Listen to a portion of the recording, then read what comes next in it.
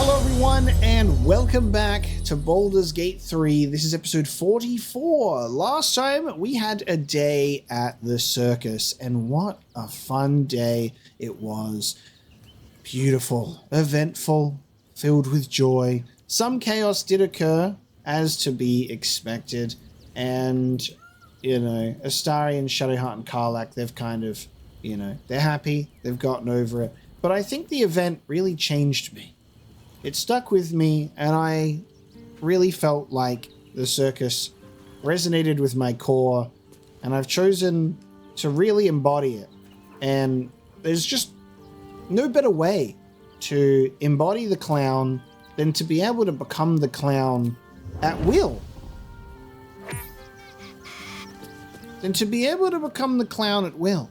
Clownify yourself. And if you wish to unclownify yourself, we do have makeup wipes for the end of the day, and we can wipe away the shame. But I just think it really brings the whole thing together. It helps with the whole illithid thing. You know, people are going to think it's just part of the circus act, and I'll just have to tell, you know, the citizens of Rivington that, you know, Circus has to move on for now. We had an unfortunate issue with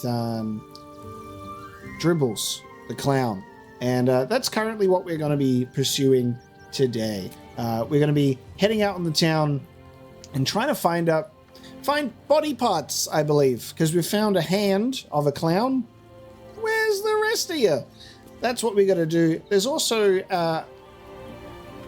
murders that have taken place, and we've got a murder investigation, so we're going to check that out too. We're going to bring Will along. The Blade of Frontiers needs to be a hero, so he can be a detective too. Always good to talk, my friend. So, Sorry, but there's no room for me. I won't hear it, sir. Take Shadowheart's place. I like how you think. Wonderful. Okay, so we'll have Will, and we'll keep Karlach, and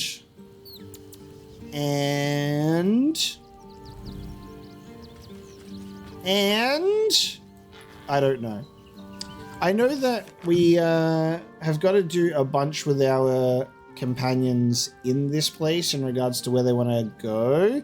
So Voss is at Sharess's Caress. I don't know where that is specifically, if it's close to Rivington or if it's in the city itself.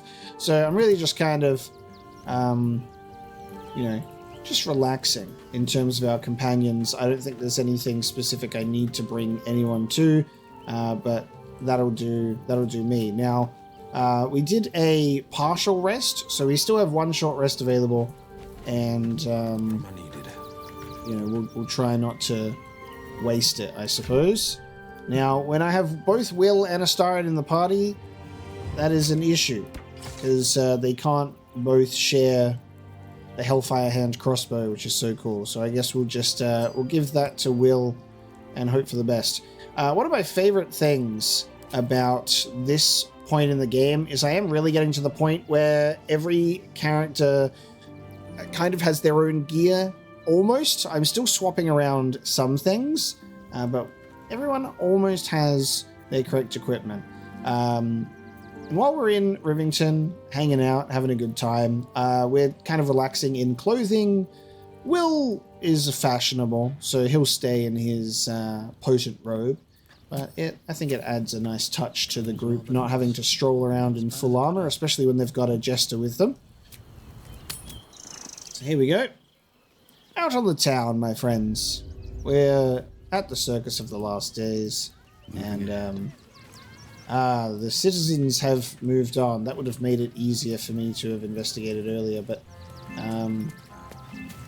luckily Will helped us with a distraction. Really came in handy being a bard. Genuinely hilarious. Medrash is voiced by Will's voice actor, by the way, so I just feel like it was destiny. Oh no, he's still here. I was like, well, he's also gone, but no, the members of the circus are currently still here, which is good. I love them. I heard what you did about Dribbles. He was a good egg. Thank you. for making sure no one else got hurt. Egg.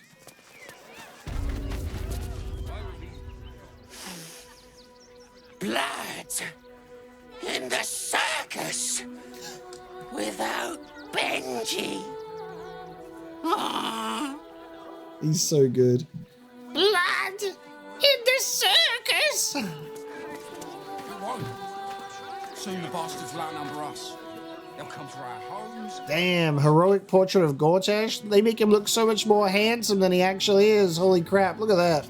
We do this right. Lord Enver Gortash, the people's man, the gate's protector. They made him look so handsome. Crazy. I think that's the point. Like, it's like that illusion. Sarafin, Yonks, Kanara, and Zog. Oh, what a group. This rumor mill's going mad. Thieves, murderers, monsters. What hell's breaking loose? I ain't looking to make friends or enemies.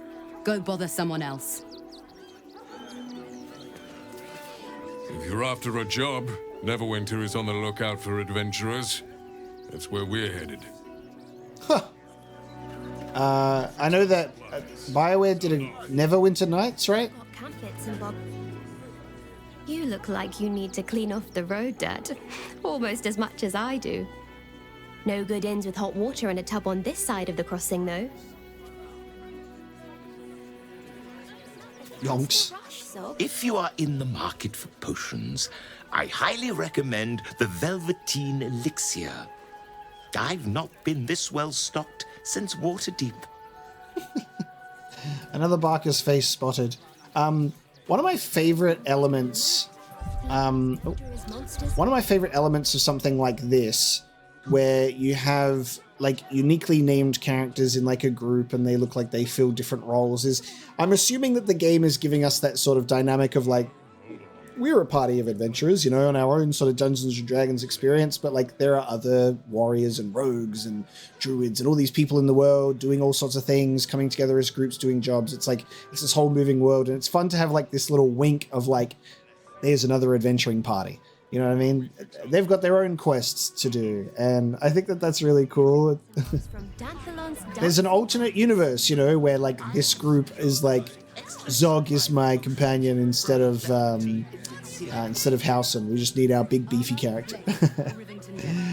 Giving me Critical Role vibes. We've got Grog. I just think that that's great.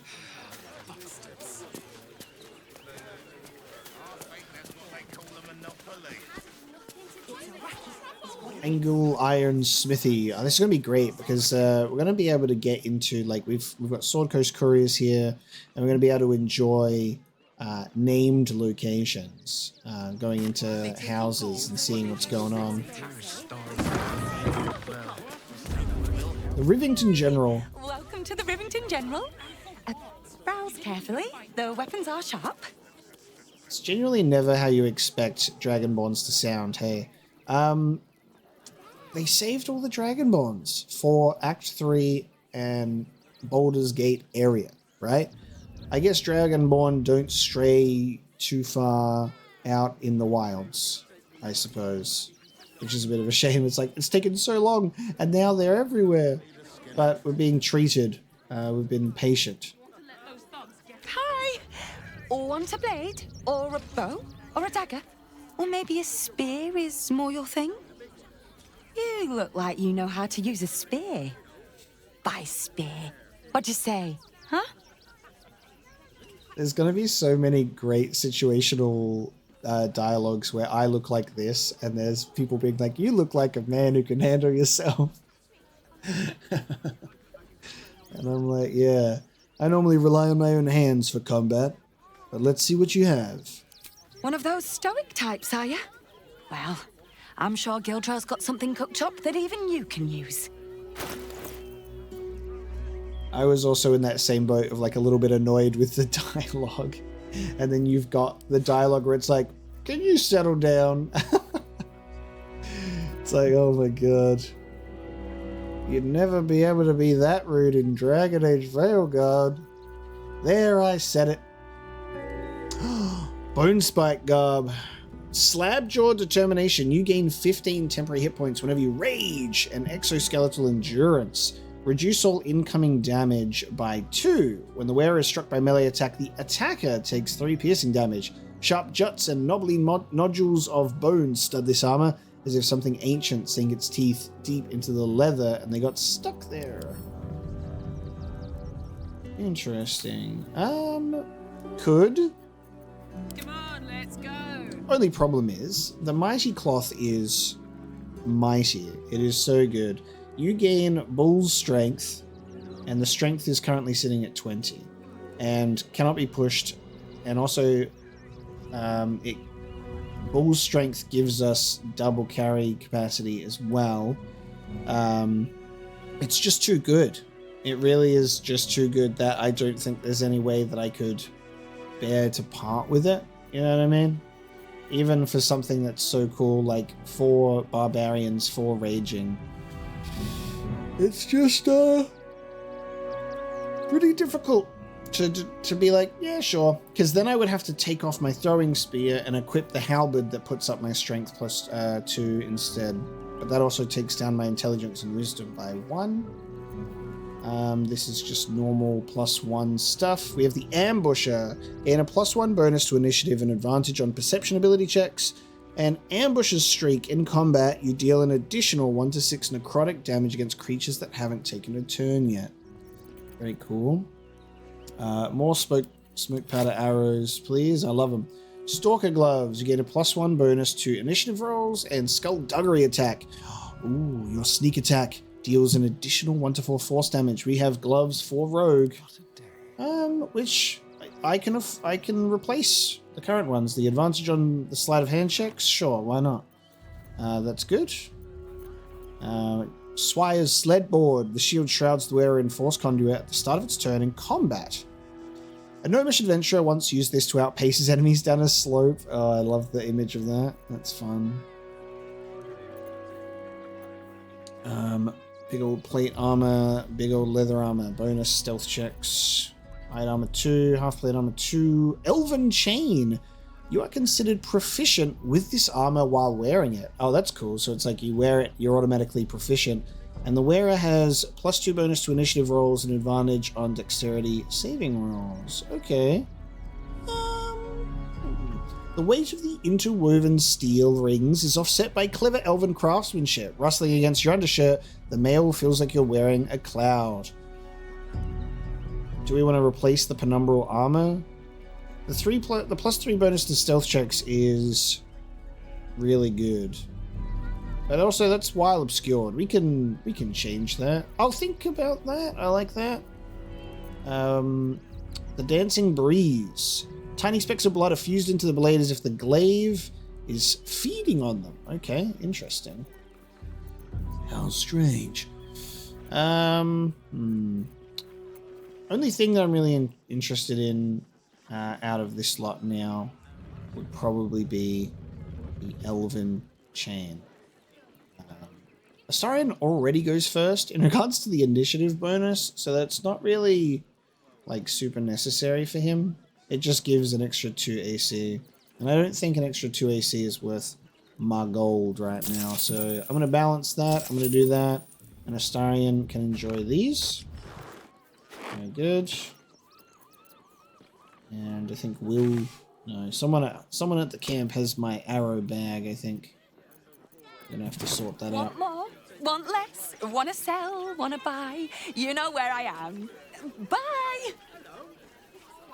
Just having a good day, you know, just having a good day. Have it away from me, all right? I'm a clown, but I'm a sad clown. Who else is up here? Is there someone up here? The person that she mentioned? Hello? I'm just up here. Gildrew the Smith. Nice. The Rivington General Flyer. Come on, guys. Let me read it. Let me read it without stealing it. Okay, never mind. If you're a customer, go down to this shop. Otherwise, clear off.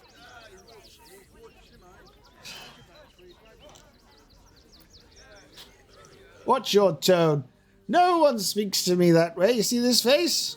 Oh, I'm very sorry. If you're offended, feel free to make a complaint. That's it. I'm stealing from you.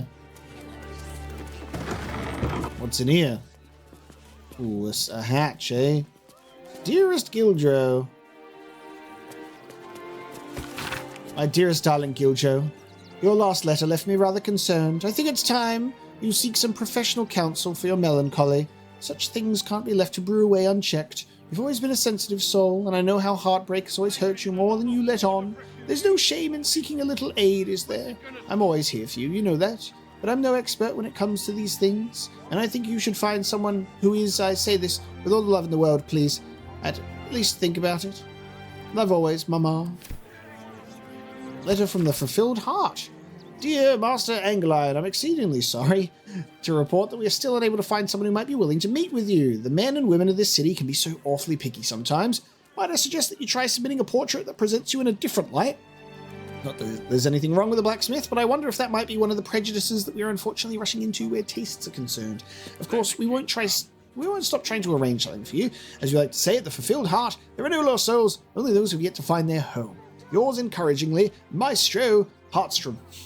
Oh no, we have to get Angleeye a date, guys. Ironhand gnomes, our grievances. All know that the primal source of mechano-magical method and measurement is Gaedril Ironhand, gnomic deity of militant artifice. For generations, the Ironhand clan reverently toiled in their Baldur's Gate workshops, creating intricate devices of precision and beauty, crafting in peace alongside the sweatshops of lesser artisans. Sometimes, in their generosity, the Ironhands even shared methods with the others.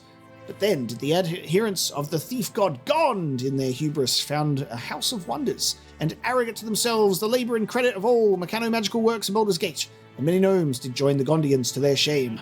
And the voice of Gaeldol spoke to Wilberforce Bongle, and said unto him... The last name Bongle has come up here. Isn't that Wilburn?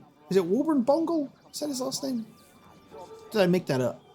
And said unto him, Suffer not these Gondians to steal thy livelihoods. And so Wilberforce spake out against the Gondians, citing the flaws and errors in their shoddy works, rightly extolling the superiority of the creations of the Iron Hands.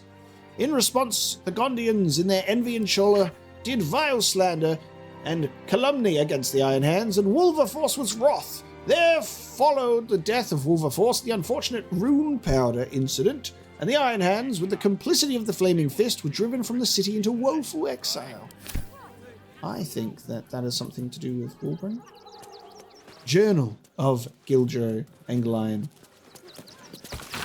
It's been almost 15 years since I bought this forge from the old Gossoon, and in that time I thought I'd seen everything, but I was wrong. The scimitar that Rivington Rat brought in yesterday is the third weapon made of infernal iron I've purchased in the last month. The only infernal weapons I've seen, I've been here. Of course, I sold them all pronto, probably getting less than what I might have if I was willing to sit on them for a while. But that's something I'm not willing to do. Mama Angleline didn't raise any fools. But still, I have to wonder, where are these diabolic weapons coming from? There's this guy, he's called Damon, and he's made me a few.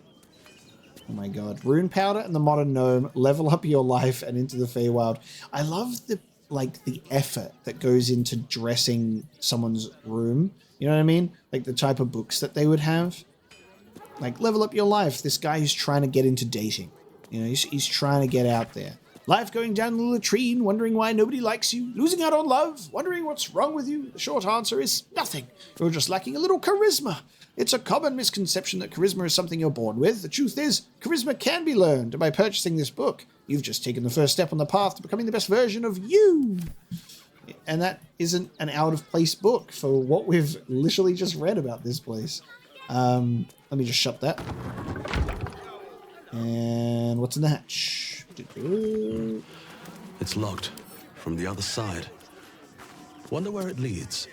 Locked from the other side, eh?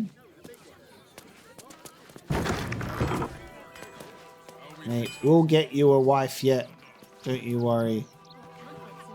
This would be a roleplay opportunity where I would disguise self as a hot Githyanki woman, approach him, cast Charm Person on him, and then run away. Someone's dropped their bucket in the middle of the road, but there is a blood trail. There is actually a blood trail. What happened? What's gone on in this direction? We must go and investigate. And the camera keeps wanting to ascend. I've spoken to these guys before, but let us follow this blood trail. Where's this going? It ends here, near this old rusty door. Oh god, what is going on behind here? What the fuck? Oh my god, quick, get it. No, I should have used guidance. I thought that I'd get in. What the fuck is going on behind this door? Oh, I don't have Shadow Heart. Hold on a second. I need to put on my guidance. Hold on, sir. There's someone screaming behind there. I'll get you. Hold on a minute. I just need to... Let me put on my... There we go. Hold on a second, sir. I'm coming.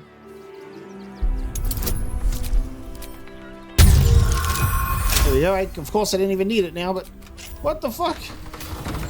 Is someone being killed in here? Oh, there's a hatch. The abandoned windmill. Who's in here? Oh.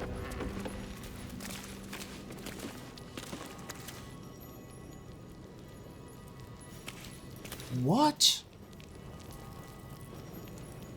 Brain-starved and sleeping mind flayer? What?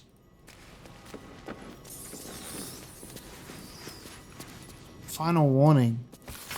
This is a notice demanding that the miller pay off his debt, lest his creditors oust him and claim the mill for themselves. What the fuck? So there was like a blood trail. I swear to God, it sounded like someone yelling. Sleeping brain-starved mind flayer. The creature's ability scores are reduced by 10 while racked with a ravening hunger for brain matter. How did you... What? How did you get in here without being noticed? Before you lies the unconscious body of a mind flayer, glistening and raw. A newborn. Unattended. Oh. Right, that makes sense. All right, so the man that we heard, this was a transformation. That's what we were hearing. There was a guy that was like, oh man, I don't feel so good, boss. And then he ran into the windmill and then he went, ah, and has just transformed right before our very eyes. That only makes too much sense. Well, we're about to be attacked. Why fortunate? Because there'll be a fucking tadpole for us to obtain. I think it's cruel to leave this man alive. Otherwise, he's gonna just get out onto the streets and try and get brain matter. Unless he is also like the Emperor and he's gonna start feasting on criminals in the nighttime. Do you reckon if it's newborn, there'll still be a semblance of its brain left? Probably not. Doesn't feel very fortunate. Oh, but it is. This one has only just transformed. It is weak, vulnerable. Its potential ripe for harvesting. Go on, kill it. Absorb its power. Just like you did before. I don't like this direction that the Emperor keeps pushing on me. He's like, because he feels like he's got his hooks in me now. You seduced me as a tall tiefling dream guardian and went, I will give you power. And then, what the hell? Eat the worm, kid. Wake the newborn mind flayer. This is going to go well. Come no closer, you. You. What are you? What am I sensing?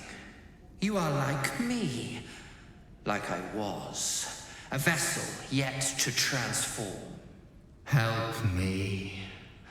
I am so hungry. God, the tentacles make me uncomfortable. Holy shit. Well, there you go. We're communicating and we're not being met with anger or combat because of the worms in our brain, of course. Was it you I heard screaming when I entered the windmill? Yes, I knew I wasn't crazy. My vessel. He fought the transformation. He found it excoriating. I can still taste his terror. It is delicious, but will not sustain me. We need to feed. We need a brain, fresh and frantic, to restore our strength.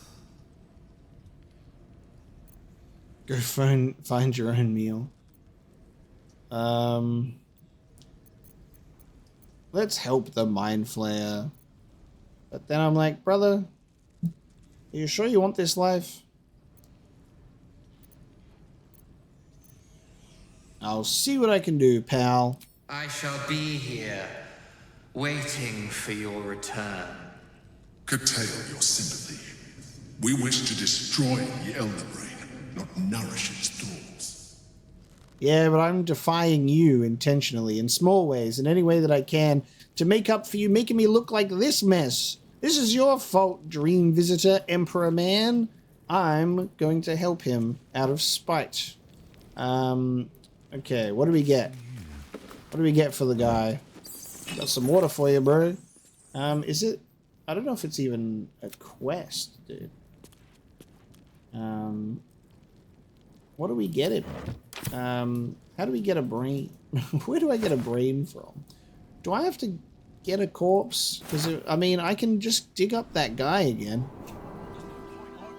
We're trying to posthumously clear this guy's name of what happened to him, but I'm like, you mind if we borrow your body?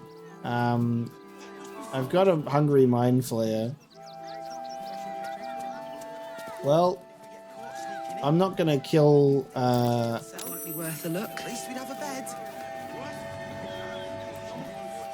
I'm not gonna kill someone for this guy. My camera is stuck. Let me dig this bad boy up.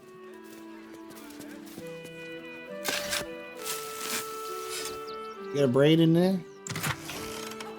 Scroll the wall of stone though. Alright. We're going to the graveyard. Alright, Brugor. In death, your body will serve an illithid purpose.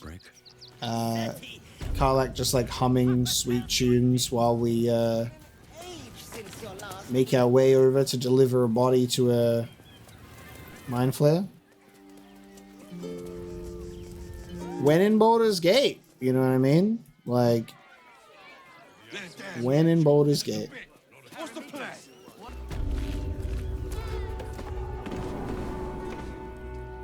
Alright, mate. Hope this is good enough for you. You have returned. With a meal, I hope.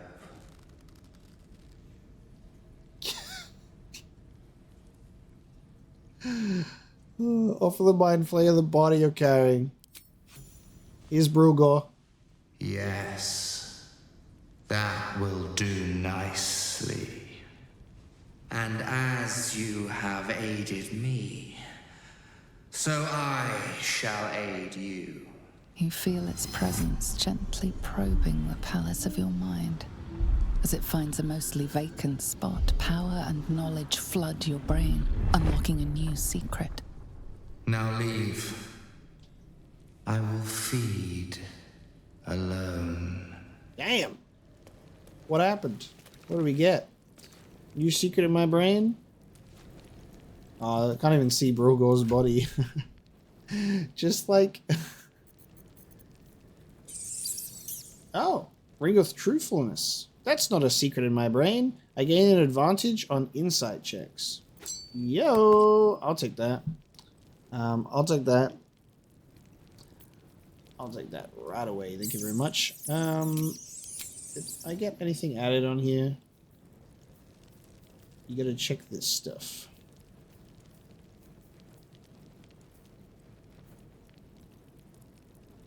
That's a monk thing. I think it's just the ring. We do have 1d4 bonus to attack rolls and saving throws because we look at our own statue, which is absolutely hilarious. Alright, Brulgor, I promise that in death we will prove your innocence with these weird murders. But thanks for your body serving a purpose in the circle of life and illithid feasting.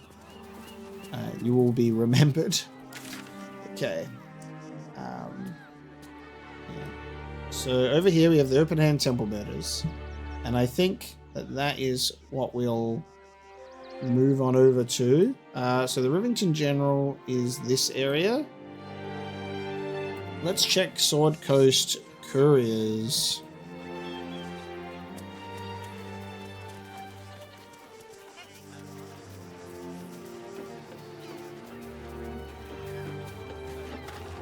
So I think we picked up the key in between the haystacks here. This is front page material. Lens the journalist. There must be something. Are you trying to get into the city? Got a minute to tell me about your experience at the gate today? I haven't actually had an experience at the gate today. Why is security so tight? Well, I mean, there's only the absolute cult everywhere. But slow down a second, who are you? I'm Lens, roving reporter for the Baldur's Mouth Gazette. My editor sent me to cover the drama out here at the gate. He wants some fluff piece about the heroic Steel Watch keeping the mob at bay, whether or not that's the truth or not.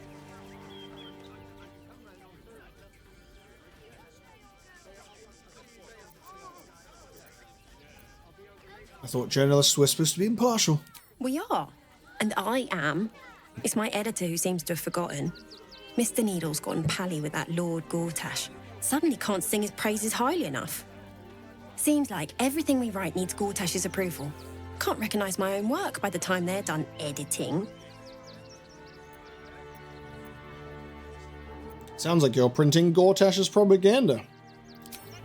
Doesn't it just... Of course, we're off the record and this conversation never happened. Now, if you don't mind, I've got some edits to make. Can I find this editor of yours? Sorry, can't talk. I'm on a deadline. Alright, we'll find the place eventually, I suppose. Okay, so... Yo! The Steel Watcher of the Steel Watch. Whoa! Wow, that is impressive. The way that the griffin is worked into the helmet. Oh, the little dragon's mouth on the tip there. Look at the craftsmanship on this thing. And like the knee pad, well not knee pads, but quad pads. If you could just... Wow. Okay. Steel Watcher. Our people. Alright, mate. Wait, is that? What? This was this the family that were earlier in, or no? We would never hurt him. He has got nothing to do with his death.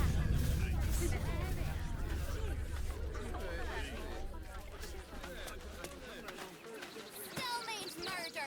They won't let us in. Oh God, and no. We are nice too. Citizens only. I won't say it again. No, that's not the family from earlier moving up. That is a completely different child. Why does he sound like that? Orders are orders. We've got I'm so tired. Why do you sound like a 2-year-old? I said I'm so tired. Sounds like a baby. What's going on there? He's at 12 at least. Pa said the flaming fist would be nice, but they don't seem nice. At least you sound like a child. What the hell? Take it somewhere else. My hands are full. My hands are full too of punching your face. Damned outsiders. Swarming the place. Because where are we then? Southspan checkpoint, which I guess goes into the city. You must understand. Sir, sir.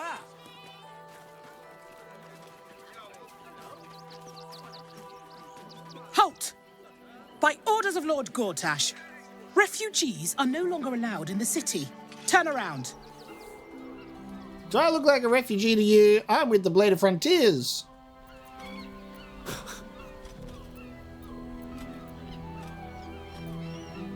Well, I'm not a refugee. Can't you see I'm a clown? Well, do you have the means to support yourself? Is that I have to bribe my way into the city? My good lady, I am Will Ravengard. I will not pay to enter my own city. Ravengard? Ugh, more like the ghastliest tiefling south of Neverwinter. No refugees. It is decreed. Oh man, Will, the hat didn't work. We gave Will his special hat that made it look like the horns weren't part of his head. It didn't work, Will. I'm sorry. We can do a monk check. The temples will support me and I can take care of myself. Is that me just saying I have enough gold to exist? I'm pretty sure that's me bribing my way into the city. I can take care of myself. Here's my clown money. Right. Article 30.1.5 of the Council's decree on extraordinary wartime measures. I am confiscating that. The city thanks you for your contribution. Your name? Are you letting me into the city or not? Because that is ridiculous. What do I look like, some kind of clown to you? Daisy Dewdrop Fluffington is the name. Why do you need my name? I'm doing the questioning here. Last time. Name? My name is Mapocalypse. Well met, citizen. Your parasite stirs. From the construct, you feel connection, resonance. What in the hells is that thing? I am a Steel Watcher, citizen. Here to serve the people of Baldur's Gate in the name of Lord Enver Gortash. State your business.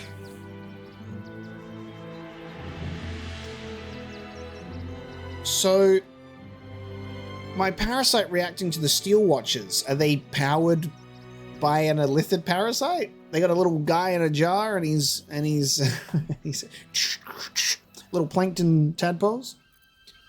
All right. Well, I can say, Baldur's Gate is my city, my home. I mean, just kind of outside of it in a little forest hovel somewhere.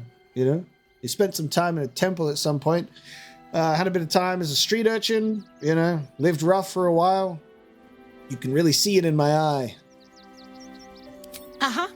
Eyes open, body still. Oh God, I'm about to get shot.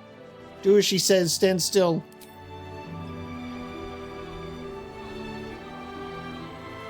I'm getting scanned for contraband. His gaze of presence awakens.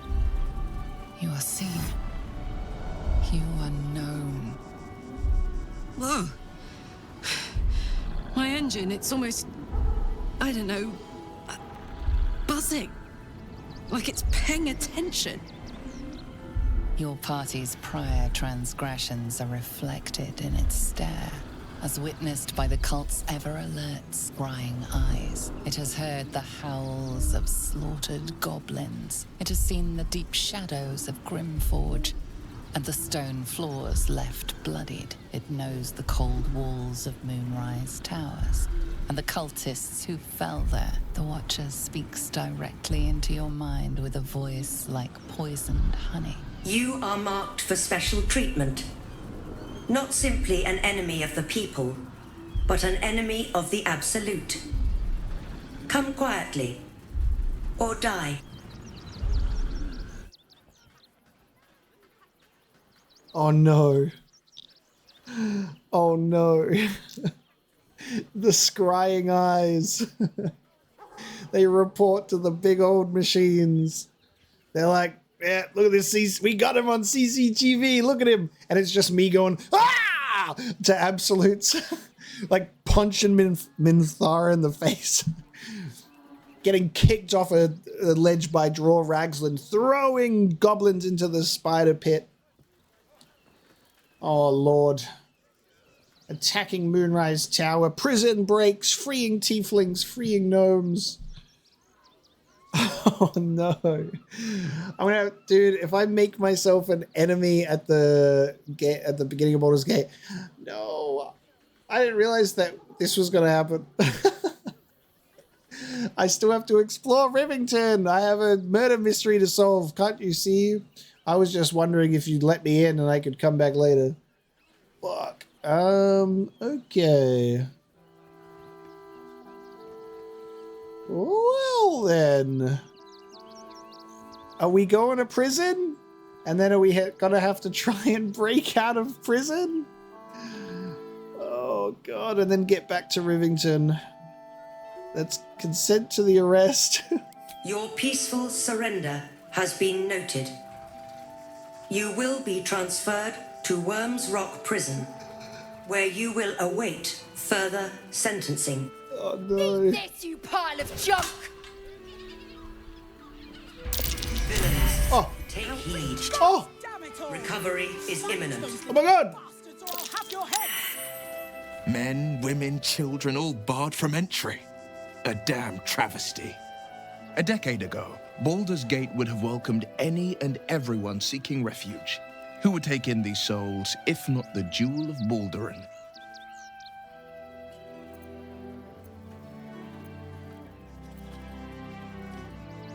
Baldur's Gate was a safe refuge when I left it. This must be Gortash's doing. As long as Gortash is in charge, they'll be left shivering at the gates. All part of the plan, of course. Step 1. Create an army and order it to march on the city. Step 2. Shut the gates in the name of security. Step 3. Bask in the applause. Gortash hasn't made Baldur's Gate safe. He's made it a prison. And when his army breaks through, the people will have nowhere to run. To make this city a safe haven, we'll need to bathe Gortash and his allies in their own blood. God damn, boy. I agree. Dude. Burned out optics. Vision to become impaired, and the Steelwatcher scanner has been overloaded with light. Cannot scan citizens anymore. I just got saved. Can I go into the city now? Move along. I can go into the city now. I was... Great headline. That scared the shit out of me. So I actually genuinely was like, I had surrendered myself. I thought they would be kind of exciting because I was like, all right, let's do the D&D prison break arc where we all get thrown into prison and we've got to try and break out. Classic conundrum. And we got saved by a couple of gnomes. That is hilarious. Getting scanned for all of our crimes. All right, well, we can continue exploring Rivington. Oh, man. I kind of wish that there was a prison break there, but that's all right. I wonder if because we saved the gnomes that happens, or if it happens regardless. I'm not sure. This does not bode well. I'm sorry, what? Who's Stillmane? We need to have more conversations with the Emperor in person to be like, what? Who's Stillmane? Bet you want to know all about Stillmane's murder? Hottest topic in Rivington. Apart from the March of the Absolute's army, I suppose. Got today's edition of the Baldur's Mouth Gazette right here. You want one? Yes, please. Because I can't talk to the voice in my head, you know? I'll take one. Excellent. You enjoy that one, all right? It's really gory. The Mouth Gazette, issue 88. You want another one? You know news takes time to write, don't you? I'll go on then. You've twisted my arm. What? Really? What? Can I just say that there are moments like this where I look at NPCs, very plain, nothing to them. Incredible facial expressions. Like the animations that go into just even the most basic of NPCs. Really, really well done. They're so expressive with what they want to do. All of the characters are.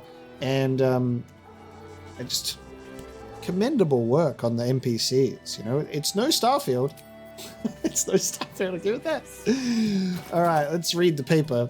Because we can't have like a FaceTime with the Emperor. He just talks in our head. And I'm like, okay, mate. Boulders bounce.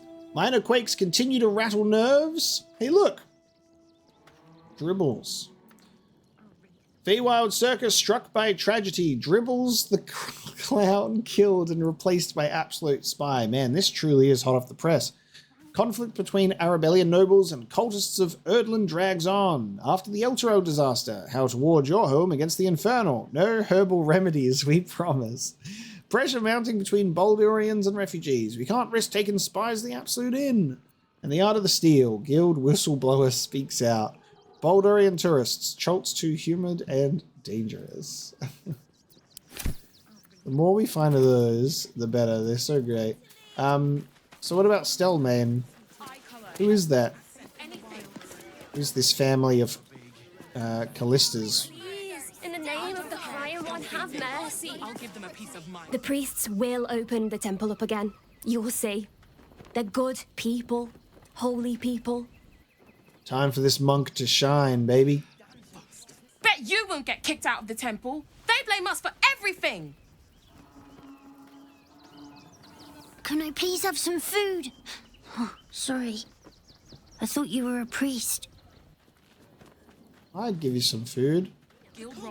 If you're looking for Ilmater's charity, you're out of luck. They've turned their backs on us, like everyone else. I'll have words with them. You wait here, team. Take me to my cherished Shira, and thy reward shall be plenty. Right. So this is going to be interesting. So, follow the gnomes. Spirit of the Amulet. We reached the Open Hand Temple. We should look for the Spirit's granddaughter, Shira Klarwin. But also, Open Hand Temple is where we're going to be solving the murders. I'm really curious as to how being a monk in this situation will do. Temple worship suspended until further notice. The faithful endure. The Crying One weeps today. Our father Lorgan is dead. Murdered. Right, so this was, we got some of these questions, didn't we? What happened? I don't want to talk. My heart is in mourning.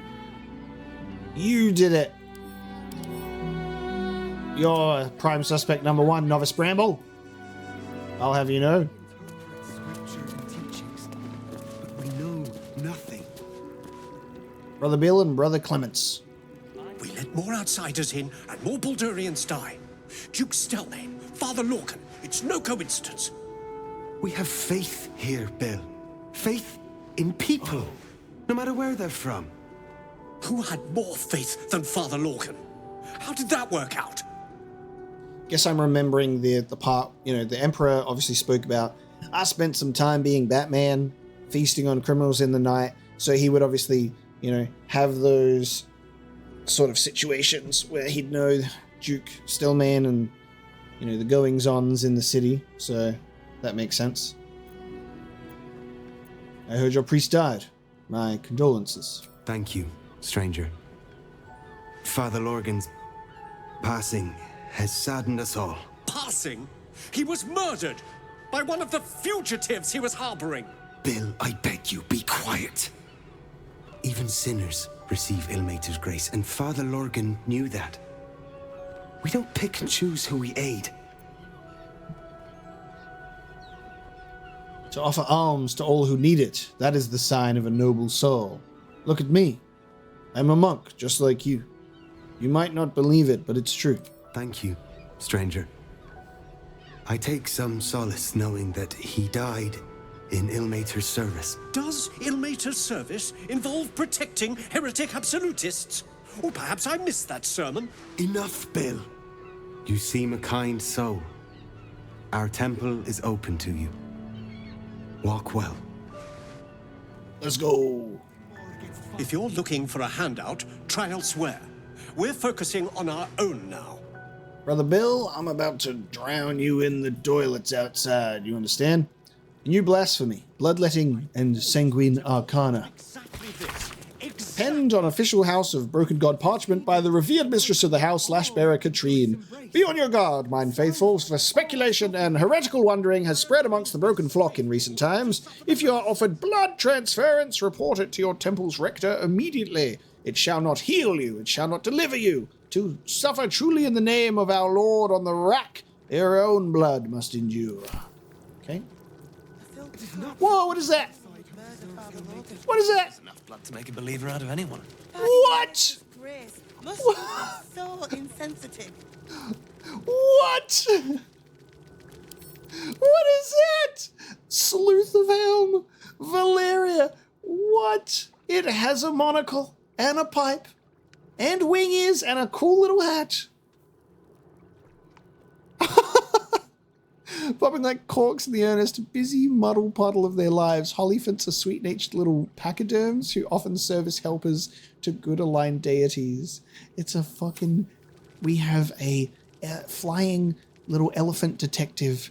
It's a sleuth. I have all the evidence I need. Are you... don't even have the murder weapon. Are you... Details.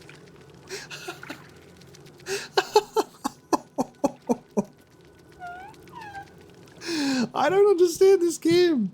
It's like you have Act 1, you know, and Act 1 is crazy, and there's a lot there, a lot of variety there. And then Act 2 is so serious because it's like the Shadow Curse lands and everything's depressing, and it's like literal life or death, and it's like so much history and all this curse and all the bad shit that's happened. And then you get to Baldur's Gate. Or like not even the outside. There's a fucking circus and there's a flying elephant. And it's just the tonal shift from the Shadow Curse lands, dude. It is unbelievable. Oh my god. Look, investigator. Brilgor might have been a criminal, but he was no murderer. You're missing something. You have to be. Enough, Yanis. Listen to yourself. You are defending a man who ritually slaughtered your high priest. The evidence speaks for itself. Brilgor killed Father Lorgan, then, be it out of shame or profane duty, offed himself with the same blade. Case closed, Sister Yanis. Shitey little elephant. Oh, I apologize, stranger. Language like that hardly befits a rector of Ilmater. All right. Well, anyway, Brilgor and I are very close, so don't apologize. Brilgor couldn't have killed Father Lorgan. He doesn't fit the killer's profile. Brilgor was a refugee. No one sticks up for them at the best of times, and with Gortash in power, well, I expect the Flaming Fists will ban refugee aid now one of them's blamed for murder.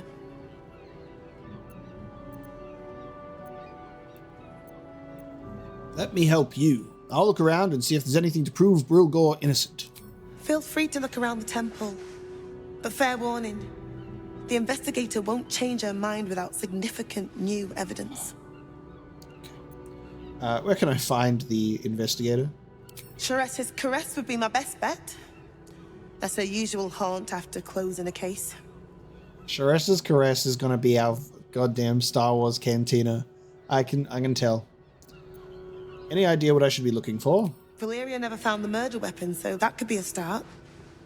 Anything disproving the refugee murder-suicide angle, really. Well, hopefully it wasn't on Brilgor's corpse, because I delivered that to a newborn Illithid, but that's just between you and me. Nobody else has to know about that. Can you tell me where to find Shira Clarwin? I can tell you where to find her, but she won't be very chatty, I'm afraid. Shira passed away last year. Peacefully, mind. We buried her in the crypt under the temple, if you wish to visit. Damn, I best get going. I really hope you find something. For all our sakes. Trusting your instincts.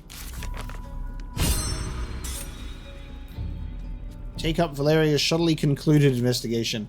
Now, all I can say about All I can say about that is, what the fuck? I have to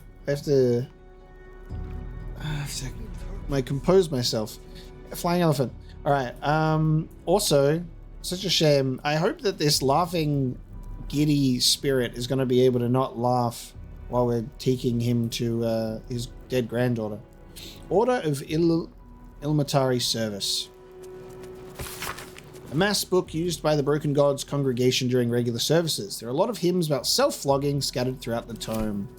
Kinky. Ilmatari Combat Manual. Many ask how the Open Hand Temple should respond to acts of violence against our persons. Well, it is a most sticky conundrum. We must rely on the gifts granted to us by our suffering God, that of curative miracles. As long as you can salve yourself, your fellow congregants, or even the wayward minds of your vicious assailants, that must be your approach. For you are not to inflict suffering, only to alleviate it. Besides, there's always nearby Flaming Fist to handle that sort of distasteful thing, hopefully. I disagree. Colfax's Compendium of Consecrated Creatures. Hey, topical. An Ilmatari bookmark in this uncharmingly alliterative tome brings attention to one particular page. They're like, there's a Hollyphant investigator coming. Have we got a book on that? The Hollyphant, a most mild-mannered mastodon. 'Tis rare to find, dear reader, a creature of such benevolent countenance as the noble Hollyphant. The only wrinkle with the fine beast I have found is Poddit's leathery hide. On the topic of wrinkled skins, other angelic forms in Mount Celestia are gigantic, so mayhaps this skin will tighten when the Hollyphant engorges in celestial size. 'Tis but an errant wondering. Whilst conversing with one of their breed, Lulu, I learnt that the Hollyphant averts its wants from mortal vice at all cost, and has an indefatigably buoyant and cheery view of the mortal planes. I could not bring myself to quash these imaginings of our realm, and only hope we one day rise to this creature's conception of our kind. I love the magnifying glass being there too. There's a lot here for us to read, and we're going to read it. The Credo of the Rack-Stricken Lord. Lord on the rack, weep for us, for we are weak, and you endure. Let your heavy tears fall, and let us wince on the salt as we sup. Shoulder our pain, we beg you, as we salve others gathered near. Cry agony, and we shall gift your words to souls that need them most. Sarah Voganchev, A Study in Suffering. A transcription of a sermon given in Baldur's Gate in 1368 DR. Baal can teach us about suffering. Please hold your gasps, patient flock. I assure you there's a point to this unorthodox subject matter. I'm sure you've heard the gathering rumors about the recently deposed Grand Duke-elect Saravok Ironchev. They are true. He engineered the sickness within our nation's iron. He slaughtered Duke Elton, and yes, he nearly set Baldur's Gate and Alm into full-throated war against each other. All this for one whose name you shall know with fear, but nary speak. Baal, a murder most complete. That is why our work is important, you noble tormented. Suffering must be balanced, alleviated. We must bear its lashings on our shoulders when we can, for if we do not, our Lord on the Rack's enemies will press upon it and allow its weight to tip and crush the world as we know it into bloody pulp. These are the stakes, my suffering lambs. This is the rod our backs must bear. I know that concept isn't really, that's been in lots of different things drawn from history of the whole whipping your own back. On the matter of soups and starvation, a very important topic to pivot to. I implore you, Rector Yanis, Father Lorgan, to restore your temple's most wonderful soup kitchen to our encampment. My precious baby loved the aptly named meat slop you last served, even if other ungrateful souls here turned up in their noses. I could only sacrifice my own meager rations in his name for so long. Yours faithfully, Fortuno Dibbs. God bless you, Fortuno Dibbs. Let's read a book and find some artwork that's done by Andreas Mailer. God bless you, Andreas. The 80th edition of Baldur's Mouth calls to ban refugee help in Rivington. Refugee allegedly slaughters benevolent Father Lorgan, investigator Valeria, to investigate. Armies of absolute massing around Moonrise Towers. Failed wild circus appears in middle of Rivington. Shunning. Upper city closed off. Not a good look. And the Fist recruits. Only you can protect Baldur's Gate. And Sharessa's Caress deal. Luskan lap dance. 2 for 1. With ostrich plumes. Karlak. We're going to Sharessa's Caress, honey. We're getting lap dances. Behold protection's future, the Steel Watch. The age of the Steel Watch approaches. The immutable logic and impeccable judgment of complex machinery will pass law without fault and without hesitation. Why must we risk the lives of those brave enough to accept the mantle of city guard in the fray with common thugs? Moreover, why must we risk the liberty of citizens at the mercy of the vice and caprice of others who take this mantle for ill? Worry no longer as the Steel Watch automatons take to the streets. Whenever they put automatons on the streets, you know it's going to be a bad time. The Triad for Children. This light read for younger worshippers opens on the following adage. On the first day, Tyr saw the world's injustice, though his eyes were blind. On the second day, Torm was slain and returned to serve the truth. And on the third day, Ilmater wept for all that came before and all that was to come. Very good stuff to teach your kiddies. Alright. Good stuff. I'm going to go in the bath. Is that allowed? I'm in the bath. Nice bath. I was hoping for a blessing of some kind, but that's okay. Let's head downstairs. Infirmary. Justice endures, even in suffering. Maybe not downstairs. They said that she's below, right? Maybe that's in the other room. Oh man, they just kept his body in here. Sister Rose the Penitent. El Penitente. Did he have his hand cut off? Oh. Bro. Dead. No! What ails you? Marsh fever? Feather lung? Be quick, I've not got all day. I'm looking into Lorgan's death. As you can see, I'm an investigator, and a very serious one at that, so I need to ask you some questions. Do I look diseased to you? Well. Do I look diseased to you? Reckon so. There's something off about you anyway. Might be brain rot. Now, if you'll excuse me, I've got a dead high priest to see to. No! Skibbity toilet Riz! Ohio. Indeed, I'm investigating his death and have some questions. Never mind my brain rot. What do you want to know? Who do you think killed him? I reckon Investigator Valeria is right. One of the refugees killed him. Cruelly, too. They cut off his hand, sawed right through the bone. I found a paralytic poison on one of his wounds. Logan was alive while they took the hand.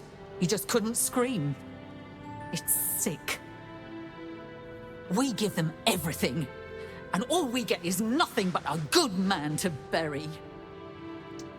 That's a big old clue, Sister Rose. You know what that means? Astarion do some really creepy stuff right in front of the good sister. Resurrect this man for 5 questions. I'm sure she'll react appropriately. He saw the whole thing, which means I bet he can't wait to tell us about it. What? All right, Sister Rose, listen to this. The corpse regards you lifelessly. All right, here we go. We know who you are, so how did you die? A poisoned blade. Paralysis. Yep, we got that part. But who killed you? Dwarf. Dressed in red. Did you get that, Sister Rose? Did you transcribe that information? There we go. We're straight from the dead man's mouth. Where were you attacked? Well, I mean, probably here. What were you doing when you died? Probably here. Why did he kill you? The corpse remains silent. Fuck. It does not know. What were you doing when you died? Hiding Brilgor from fists. Aw. He was being hidden. He was framed. And why were you hiding Brilgor? Must protect innocence. Ilmater's will. The spell's power wanes. You can ask no more questions.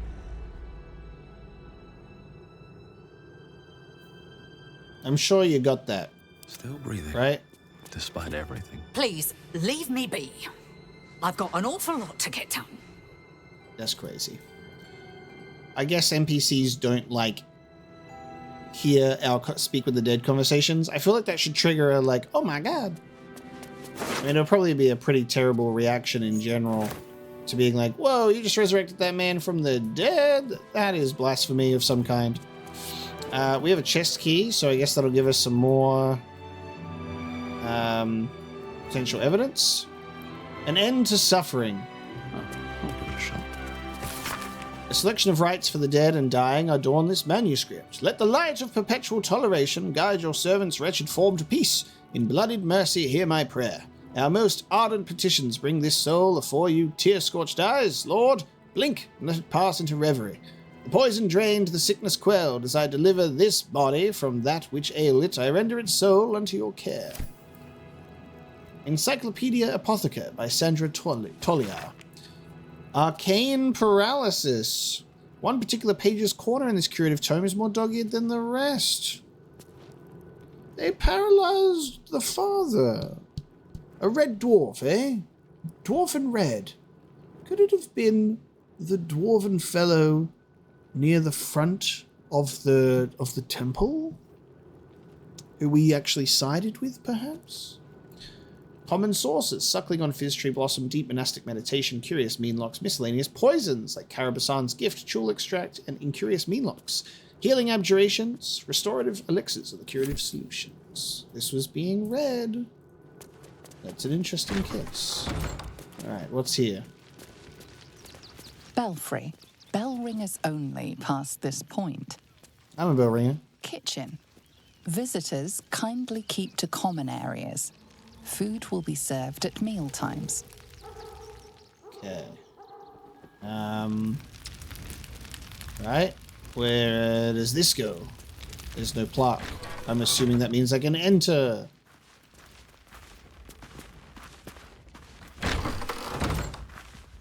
Oh, I'm in the kitchen. Hello, Brother Donick. Oh! I've said all I have to say already. Now I just want to pack up my kitchen and leave. I'm investigating Lorgan's murder. What do you know, kid? I know it's not fair. This was the best job I ever had. Lorgan was kinder than most. And now they're blaming a refugee for his death. Typical. Can you think of anyone who'd want to kill Lorgan? Some folk didn't like how he looked after the refugees. But I don't think they'd kill him for it. At least, I hope they wouldn't. That's a scary thought. That dwarf out the front wanted, people taken care of, but maybe it's all a front. Now, is this tomato juice or just... what is this? Tomato juice on the floor? Or is this wood? Blood on the wood. What do you reckon here, mate? And the murder weapon, a cleaver. I see it. Clear as day.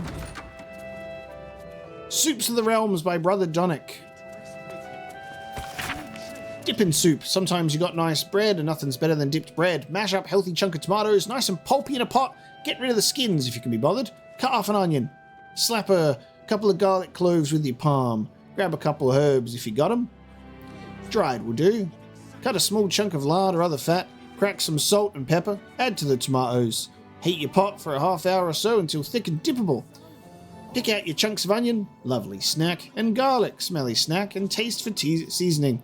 Taste for pleasure with some nice bread, a hunk of cheese, or just scoop with your hands if that's all you've got. Potato chowder. Look, if all you've got is potatoes, you've got to make potato soup. This chowder makes it not horrid. Put your lard in a pot, a chunky one mind. When it stops being lard and starts being hot lard, add any good smelling veggies, leeks, garlics, and onions that you've got chopped all thin. Please salt this so it doesn't taste of nothing.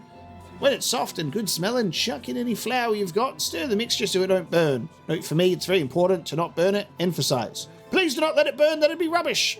If you fancy it of wine, or of generously stocked temple wine cellar nearby, add a bit of it now and cook it off.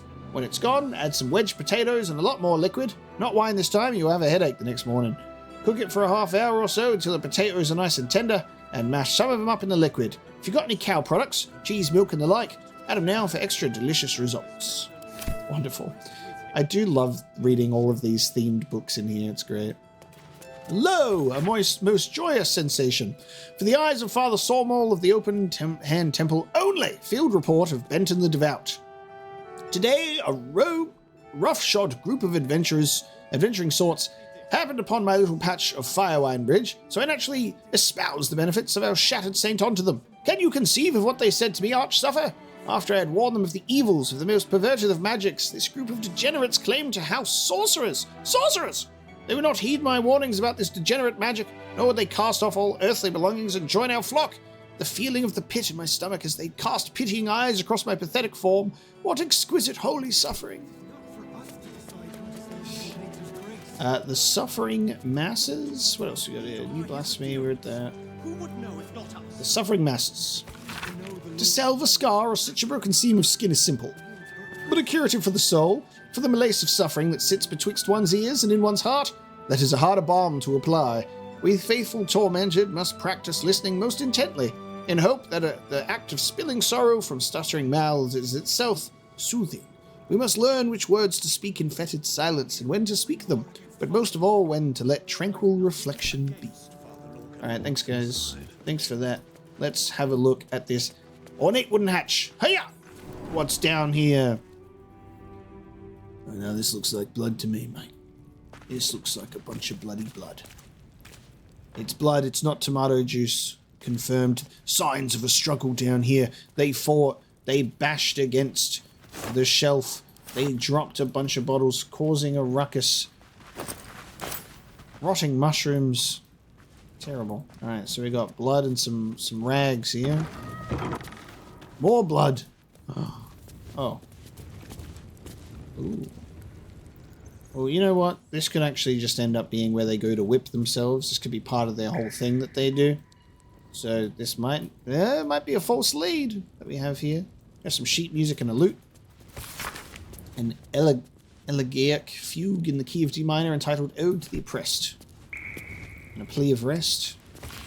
A hastily scrawled and slightly damp plea of rest, requesting to be freed of Ilmater's service for the duration of 10 days. The writer mourns Father Lorgan. Alright. Shall we play the music, Will? Can you know how to play that tune? Here, look at that. Ode to the Oppressed. Play it! Looking ahead. Have to keep going. This looks like a secret wall. I can see the blood. Open. Is this going to be a perception check? Alright, let's investigate. On the Weary, Volume 1, Father Lorgan. A collection of Father Lorgan's writings on despondency. Perhaps the hardest suffering to ail is that which dulls, but does not pang. Weariness sits deep within one's soul, but it casts its miring net across the surface, dampening all errant thoughts and feelings in its wake. Malaise of this sort can rot the heart, if left to fester, but must be extricated carefully. Above all else, the weary soul knows itself better than you can. Do not condescend, do not assume, do not impose. Simply avail yourself as a tool to the weary. Let them know you can be used however they might need. And rites for the passing. A book of Ilmatari death rites. This page on the turning is particularly dog-eared. There will come many a time, O worshipful tormented, that you will have to comfort a faithless unfortunate as they pass from this life to the next, or perhaps even more distastefully, you may be faced with the dying acolyte of a wretched god, keen to shirk the blasted afterlife awaiting them. The Lord on the rack grants us many great powers, but alerting, the mortal velocity of the soul is one we cannot shift on the deathbed. If one has lived a life of sin, their soul is bound for a sinful place, no matter their final protestations. However, it would do much more harm than good to tell them this. Ilmater does not forbid the speaking of untruth, no matter how polite society deems to act. If it would spare the dying wretch some suffering as they pass, tell them that the weeping God awaits them with his balming embrace. Make them believe, whatever torment their soul bears in the realms beyond, it remembers not their body, so spare them at least the final passing moment from hardship. Interesting.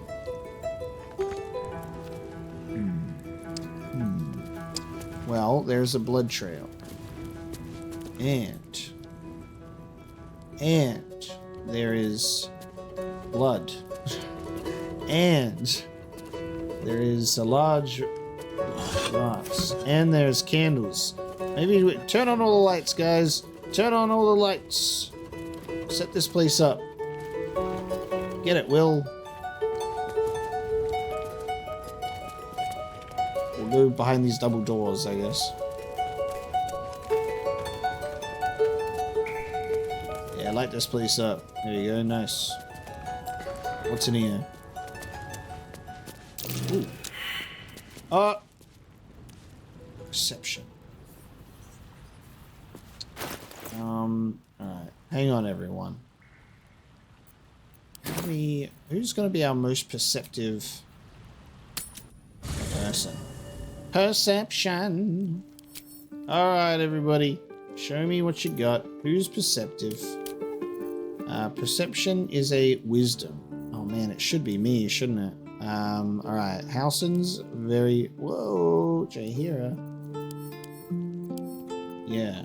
Let's move. What about me? What is my perception anyway? +2. Hey, Howson, 1 second. I mean, Jahira, 1 second. Jahira, honey, the better Howson, get in here. Well, are we ready for the road once more? Yes. Flattered as I am. Alright, take a look at this for me, please, would you? A trap there. Plant your feet with care. Oh, that was it? It wasn't a secret lever or anything? Alright, thanks, Jahira. Thank you very much. You can go back to camp now. Nah, actually, we'll keep it with us for now. Fuck it. Sorry, Karlak. You can, you're not perceptive enough for this murder mystery. And neither am I. Whoa, okay. You know what they say? Fuck it, we ball. Double 15. Because why not? Display case. I can crack that open. Well, it's a murder mystery, Chief. So, let's have a look. Whee! Whoa! Try again. Ha! Critical success. I don't care what you have to say. Open.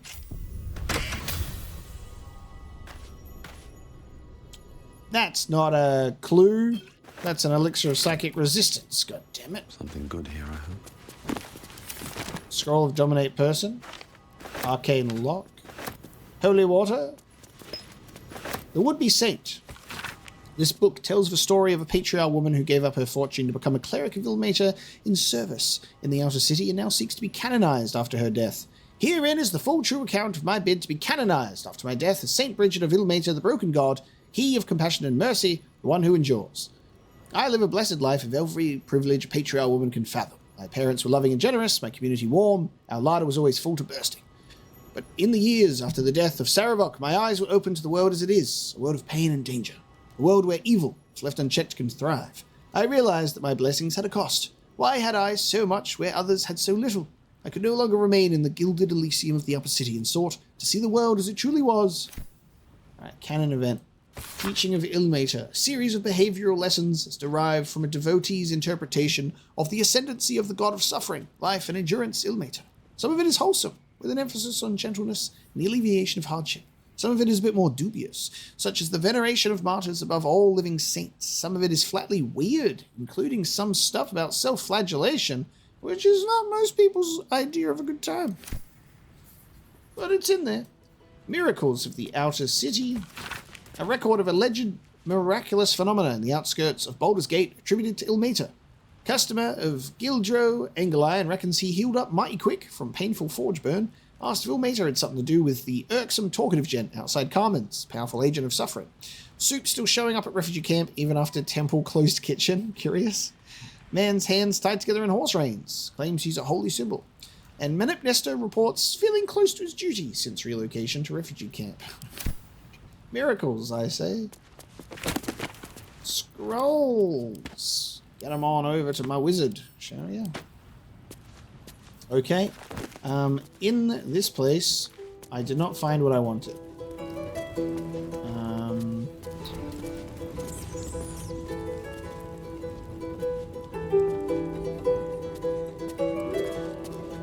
What if we have to turn all the lights off? It does feel like, considering that the blood trail goes to this very spot. Do you reckon I have to self-flagellate myself? I can't target myself. Should I flagellate? Anyone want to get flagellated? Let's go this way. Alright, well, you can stop that now. Shouldn't have wished to live more in crypt. This must be where Shira Clawen is buried. Alright, well, I guess we'll do this now. And then we'll continue the murder mystery. Here lies Satida Atana, born 1411 DR, died 1485 DR. Oh, damn. Oh. Why do they show... The fact that they're a corpse, they're automatically a zombie. Oops. Well, I don't know how to read is going to be my excuse, guys. So when we open all these by accident, probably not a good idea. Here lies Flintster Sunseeker, born 1400 DR, died 1456 DR. I accidentally pushed it. Here lies Sister Shira Clawen, date of birth unknown, died 1491 DR. Date of birth unknown. This one looks more Here special. it is. Here lies Valoric Windbane, born 1399 DR, died 1486 DR. Just a guy. Well, at the end of the day, it doesn't matter how special your tomb looks. You're the same as everyone else. Dead! Alright, well, here we go. Oh. Darling Shira, faithful to the crying god, long didst I wait, only to find thine empty flesh. Gone thou might be, alas.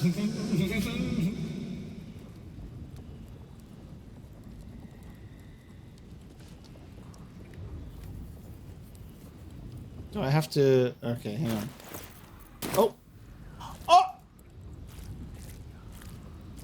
I was going to speak with the amulet. Honored Shira, her spirit hath fled, and her body but merely a husk. Swear I did to shed this foul mania, and bestow it upon Shira. She was to endure, to suffer, as was her god Ilmater's wont. Who now shall bear the madness Shah has wrought on me, so I might no longer suffer? Oh,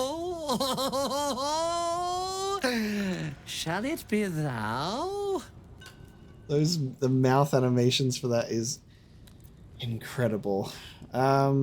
Arcana check with no advantages. Ponder what you know of the monk's affliction. What are the consequences of accepting it? I'll be constantly talking like that. Shall we do the rest of our playthrough going, heal?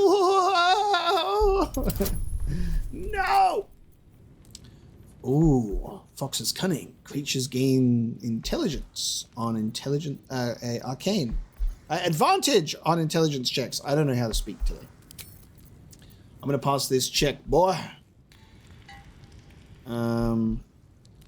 Yep. And give me the improved one. I'll take the improved one. Oh, but it's either one, it's one roll. That is this is a risk of a bonus.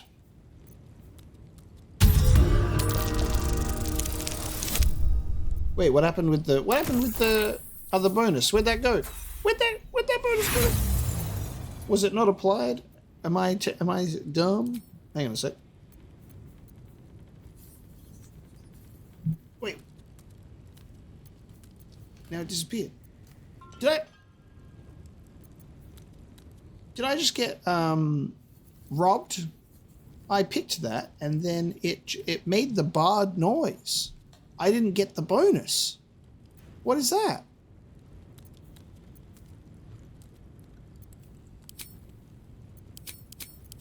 It's not letting me. It's broken. It's broken. You suck. It broke on me. It broke. I'm gonna reload because it broke. And that sucks because the quick save is here. But it's alright. I'll do that all over again. But this is a glitch reload, which means I'm allowed to. Turns out the loot in the display case is potentially randomly generated because now I have an elixir of sea invisibility. So I no longer have the psychic resistance. I don't know what the deal was with that. That's strange. Here you go. We find ourselves here. This must be where Shira Clawwen is buried. All right. F5. Now, I'll just try and make the roll as it was done before. I was, unprepared for this encounter, so I'm not going to, attempt to do stuff that could give me an advantage on this. We're just going to do the thing and try the Arcana check with the... I'll save, and we'll see about the... improved bardic inspiration. Clawwen, date of birth unknown, died 1491 DR. Here it is, the tomb of the Amulet Spirit's granddaughter. Time for a family reunion.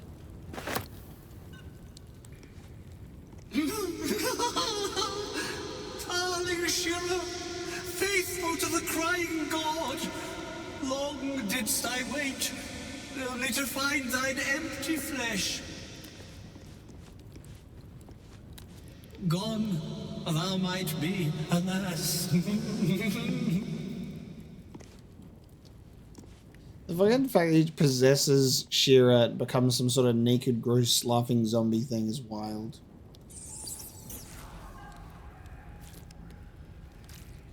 Alright. Oh, swear. Shall it be thou? I'm kind of maybe I just won't pick that. So I'll pick that. I'm going to do advantage, and I'm just going to leave it at that.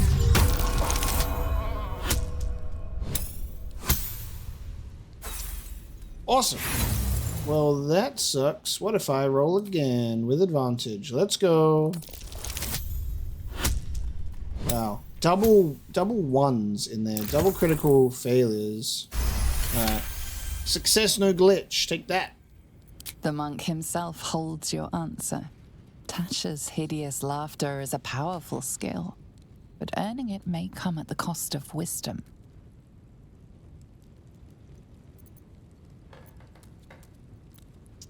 I don't want to have to be forced to laugh forever. But, as a jester, clown, crazy person, that could be funny. What happens if I say yes?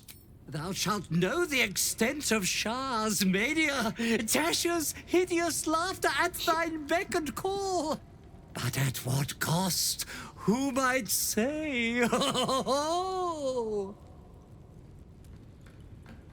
know what? I need some spice in my life outside of Karlak's spice. A different kind of spice. One that'll make me laugh. If it'll bring you peace, I'll bear the madness. Let's make it interesting. Your muscles tingle and your mouth twitches as the laughing madness spreads through you. The madness tugs at your mind, prods in places best left untouched. You feel your wisdom begin to drain. Call on your wits and shield your mind's most vulnerable reaches. Steel yourself and guide the sensations elsewhere. Call on the parasite to absorb the strike. Accept the inevitable. Allow your wisdom to drain. I'm not losing my wisdom. I need it. Funnily enough, I will actually do better doing a constitution save at this point. Steel yourself and guide the sensations elsewhere. And I can get another Bard moment. Bears endurance. Advantage on constitutions checks. Let's go for Bardic Inspiration. I didn't need it anyway. Success! But better to be safe. You remain wise as ever, even as Shah's madness spreads outward. You giggle, struck by the absurdity of the moment. A spirit hiding inside an amulet has brought you to the body of his granddaughter and possessed it. Outrageous. Ridiculous. Once again, you feel your wisdom draining away. Hilarious. What is it? Now, I am appropriately dressed for this, I'll tell you that much. Master your senses, clear your mind, you will take the madness, but it will not take of you. Hold firm, you will make this curse a gift. You will not surrender your wisdom. Rally the tadpole, let it take the brunt of the damage. Another constitution check. How many bardic inspirations can I add here? I'm gonna hope that I roll good. We rolled good. I'm wise and constituent. The urge to laugh dwindles. You can't help but chuckle. You withstood the monk's madness and earned Tasha's hideous laughter.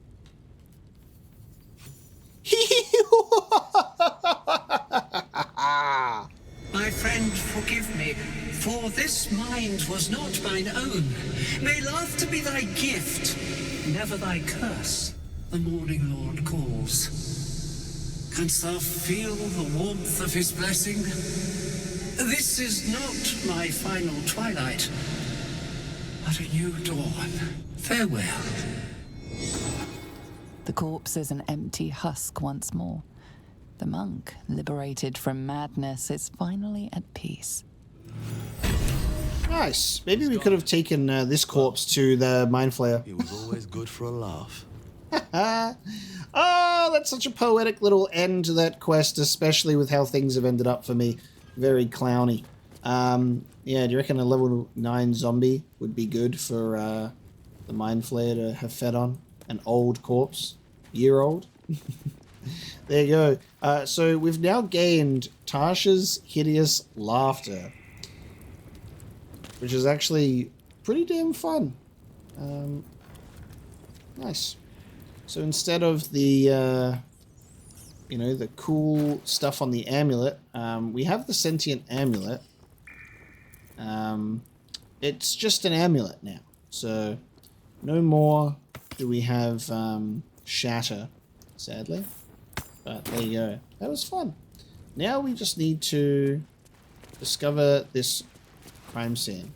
Like we can see that there is a way through here. We just need to figure out how to get this open. I'm surprised there isn't even like a perception check. I can't investigate the statues itself. It's got to be something. I feel like it's got to be something. Oh, hang on. It's got to be something that maybe is a button. Okay. Hang on. Are there other buttons to be pressed? There are. There are other buttons to be pressed. Oh, wait. Hold on. There's a button here. There we go. Secret discovered. Wonderful. Alright, I'm going to quickly save, and then we'll proceed. Okay, time to push in here. Continue to follow the tomato juice trail.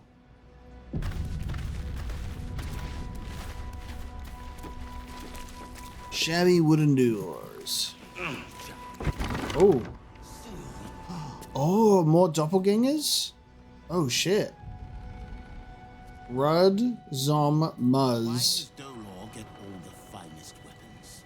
You are a weapon, my sweet. A sharper one than Dolor. He spends too much time with his prey. He's going to get us caught. Dolor is an artist. You do well to think on that.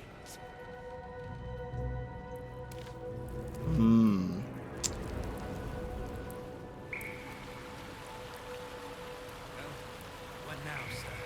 We go check his place? troops. We'll take one more look here, then move on to the flophouse. These doppelgangers, though. Alright. Right, disguise myself as one of them. Alright, team. Suit up. We're about to get into combat. Put your armor on. Get ready for a fight. Alright. Will there be dialogue with this crew? There might be, but also I could just throw fireworks at them. That's the thing. It's like sometimes when you look at like an encounter, you're like, how do you want to handle this? D&D style. Do we want to just ambush them and attack, or do we want to have a dialogue or a cutscene take place, or do you end up getting caught and the battle happens immediately, similar to how like the fight with the Orthon was kind of like very sudden. No dialogue, immediate fight. There's no way to tell. Sometimes there's just no way to tell. You're like, there might end up being conversation. You'd be like, stop, thief. Ooh, we're gonna bring you in, you know? But, you know. So they did not get too shocked. They are about to get smoke powder arrowed though. Bonk. Oh, cutting words.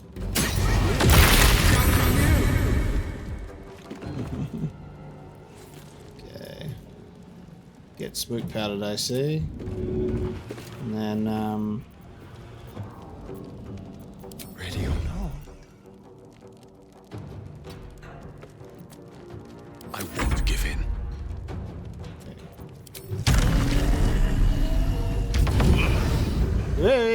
Hey, man. So I'm a flying jester. Nice to meet you. This is going to be the last thing that you ever see. Oh, I bounced the body away, dude. Tasha's hideous laughter. And now I'm going to make you laugh after I punch you. Okay. You're supposed to laugh after I punch you. That's the plan. That's how that works, Rudd. That's my whole thing as the clown. I punch you and I make you laugh after, because you're like, that was so hilarious. Okay. Well, that's not funny. Guys, they're all coming for me.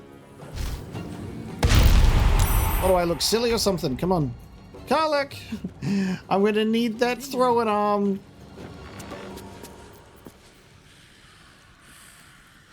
Karlach, throw the fireworks at me, it'll be funny. I promise that I'll be okay. Do it! Good idea, Karlach.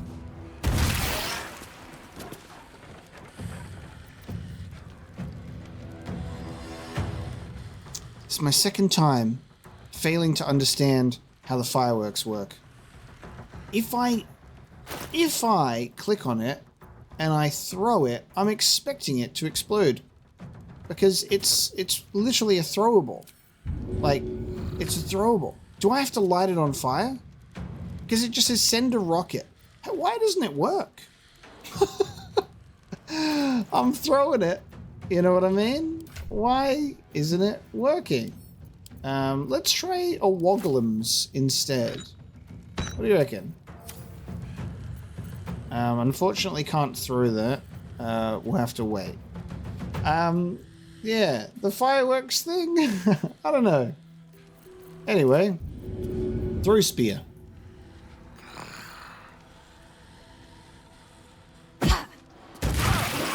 Nice. That was funny! I took damage and it was worth it. Well done. So that's Karlach for you. What a barrel of laughs. Oh! So yeah, that does have consequences if I stand near her thrown spear.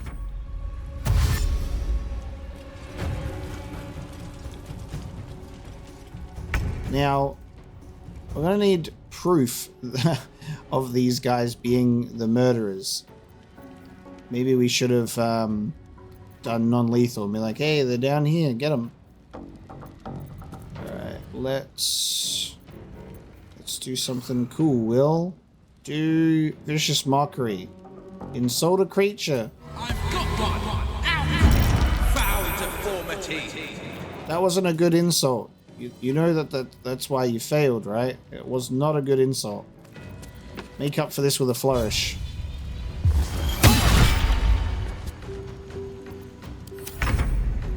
Right, Starion. Bonk. Oh! 61! Alright, Zom. Oh, I guess we can speak with the dead here. Alright, so 61 piercing damage, 2 acid damage, 6 force damage, 10 necrotic damage from the life-stealing critical. Whoa! Now that was pretty crazy. Oh, okay, Starion. Remind me not to mess with you, darling.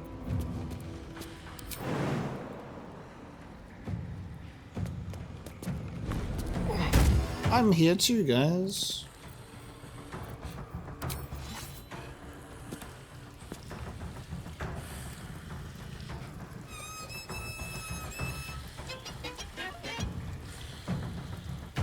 Yes, thank you, Astarion.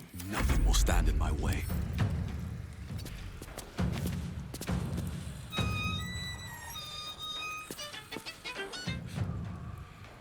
I'm gonna do this force tunnel thing.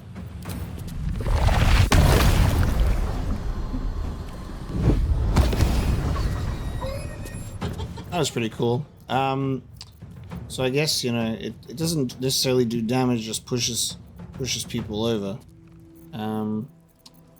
Pretty fun, I guess. Damn it. I'm just... Come on, man. Ow! That's not funny. Why can't Karlak do anything? Right. Gods, it's hot in here. Astarion, shush. Be quiet. Stop playing that infernal racket, will you? Right, there we go. They're all dead. Nice little nap. Okay, now we investigate the bodies. Field report. Field reports. Written evidence. I like the sound of that. Deathstalker's, Aspirant Dolor is talented, if a touch careless. The dagger he discarded lurks within these caves somewhere, though I know not where. I can smell it. The fear musk from his kills stands in the air after the act because he lets them marinate first. They stand, lie, sit, stock still as the poison fills their limbs with lead, knowing only 2 perfect facts. They're going to die. There's nothing they can do about it. There you go. Aspirant Dolor has been named. Our Dwarfen Red. Crawler Mucus. Coat your active weapon with poison. The base of the sticky membranous poison was scraped from the carapace of a carrion crawler. Ew. Disgusting.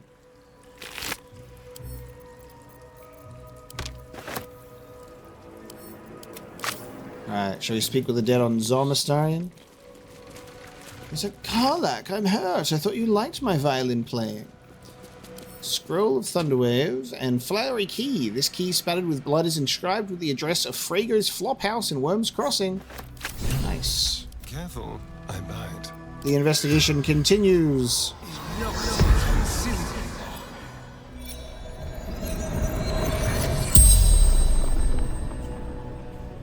The corpse regards you lifelessly. Yeah, it does. Did you kill Father Lorgan? I think it was the other guy, didn't it? I found this flowery key. What is it for? Flophouse. Dolor's secrets. Okay. Oh man, good questions. Who is Dolor? A blood-red dwarf. Tricky. Hungry. Okay. How many more more of you are there? The corpse remains silent. It does not know. I guess that's fair enough. And who do you work for? The corpse tries to speak, but something prevents it. God damn it, corpse.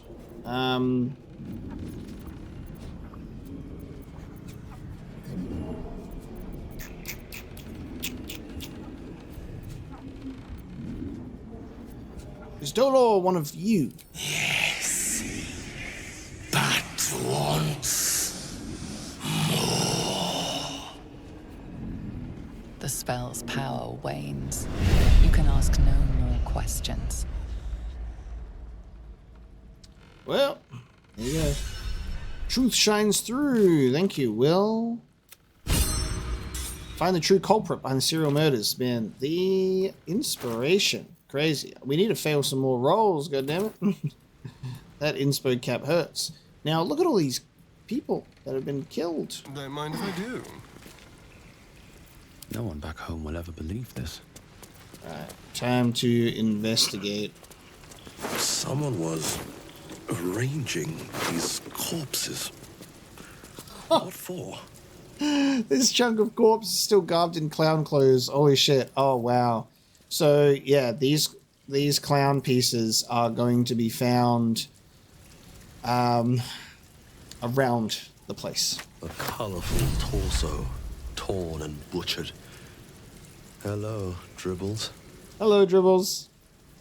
Ilisera the First. The effigy of Ilisera who watched and waited. What use her eyes? She thought herself a huntress but couldn't fathom her wool. Below is an exaggerated signature written in blood, Orin the Red. Ah. So these... Well, it makes sense because they said like the Doppelganger Dribbles said praise the absolute. So the Doppelgangers are Orin's people. And this is some Orin-related bloodshedding. We found a cruel and deliberately staged murder scene in Baldur's Gate. Could be the work of Orin. Body. We learned from a dead doppelganger assassin that the flowery key unlocks something in a flop house. Let's have a look.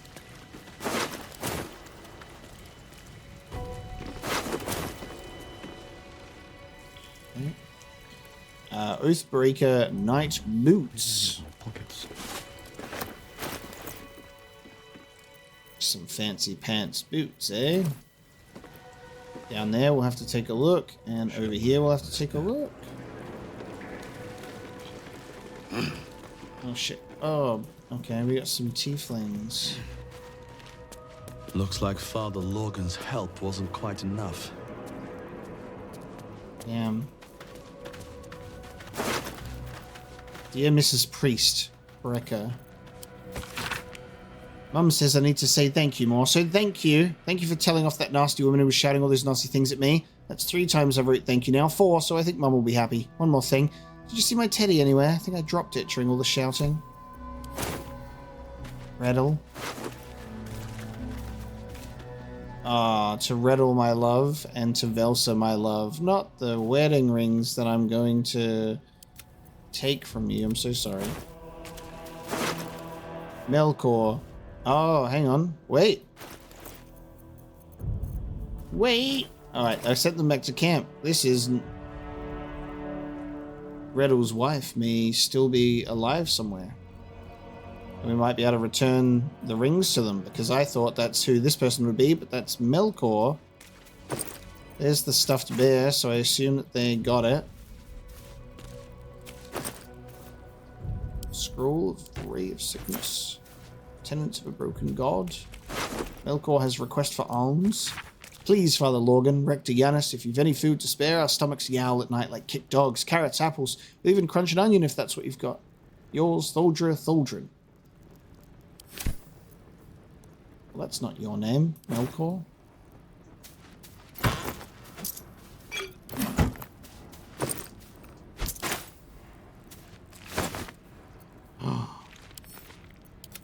An old floppy hat? Don't mind if I do. I love finding all of those. That's my favorite. Alright, Tenets of the Broken God. This prayer book is blotted with tear stains, and a few of the pages bear the mark of frequent consultations. Adage 27. In the face of aversion, persevere. In the face of aggression, endure. In the face of one who is suffering, comfort. The broken God must shed his tears, for without he would be heartless. Likewise you will cry, you will weep, you will feel the lamentations cutting upon your shoulder blades.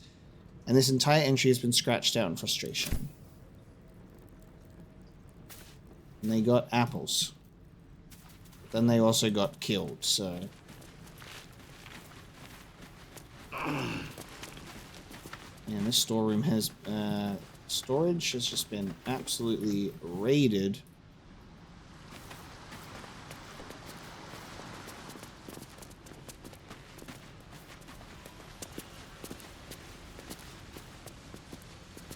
Looks all awful down here. Cloud kill! But there's a wooden chest. Okay. Interesting. Do we brave the cloud kill for a wooden chest? Immunity to poison, or I can do poison resistance. Let me get my potion bag. So Rettle and Velsa. I'll take those with me, and we'll look for Velsa. Gale, we need the potion bag. We made a mistake, and we need that. Heavy ass potion bag. Or we could have Gale come with us and do Gust of Wind.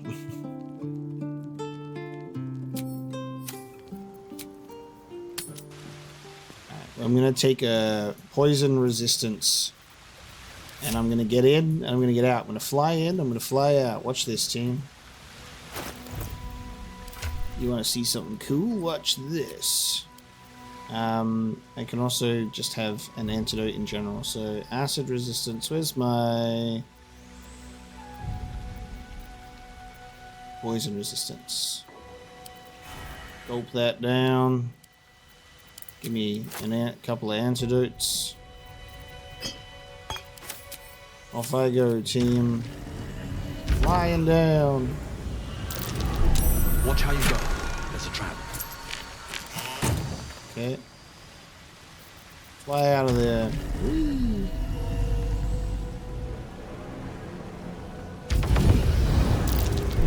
Watch how you go. There's a trap.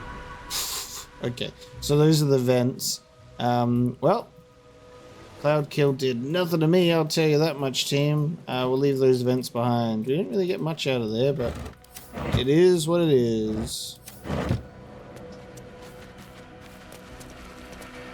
It's the price we pay to look this ugly. I can fly.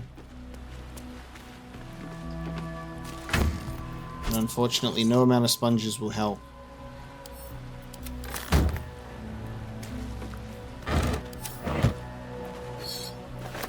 A sponge tray.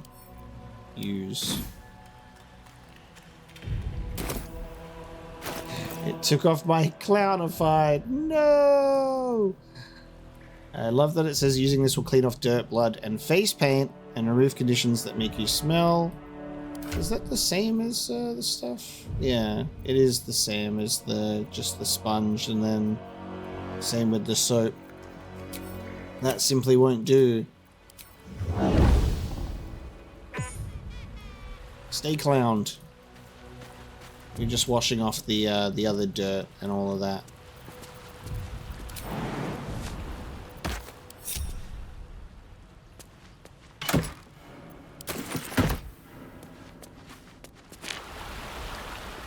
Ooh, oh! We could have, Man, I did not see that gap in the wall at all. Crazy. I really did not see that. But that would have been an alternate way to get into this place.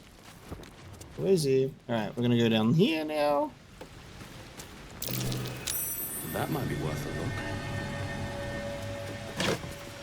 Steelmaker, very rare. The dagger's twisting blade is designed to nick the flesh as many times as possible, allowing its paralytic poison to float effortlessly into any unfortunate target. There we go. So hold person. We found the murder weapon. This blade's wicked look matches its deeds. Poor Father Lorgan. Okay, we found the murder weapon. Stein, I got you a new weapon. We found the murder weapon. Astarion wanted to take it out for a spin and see how that would go. Don't mind him.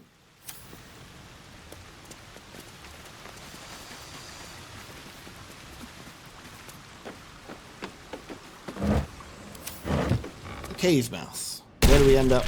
Oh! Where do we end up?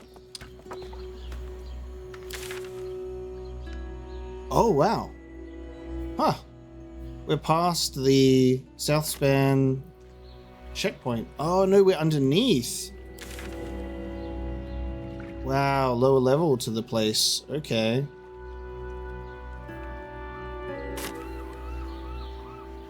That's pretty cool. So, away past the checkpoint, if you want. Oh, you can see these boats up close now.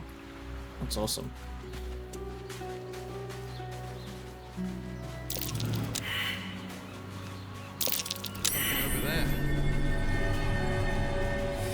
In ages since we've been on a beach.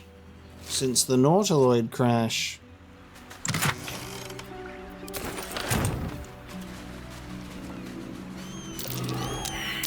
Something over there. Man, people just be burying stuff on this beach.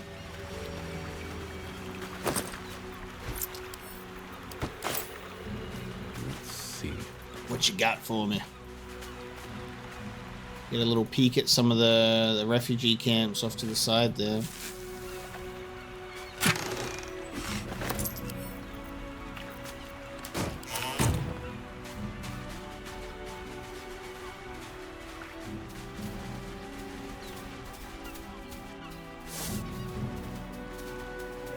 So we also climb up here. We got a dead refugee.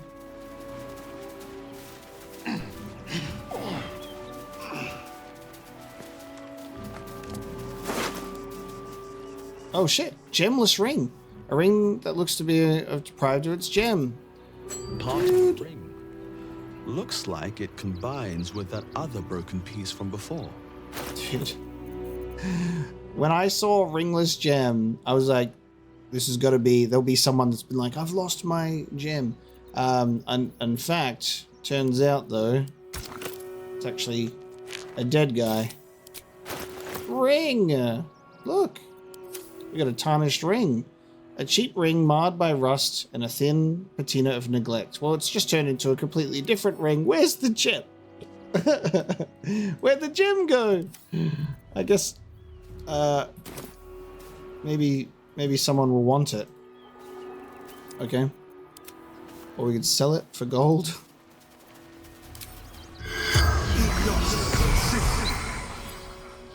Hello there, what happened to you? I've completed your ring! The corpse regards you lifelessly. Tell me about the gemless ring I found with you. Brothers died on the road. Man tried to buy. Damn. What happened to you? Pushed. Felt bones break. Darkness.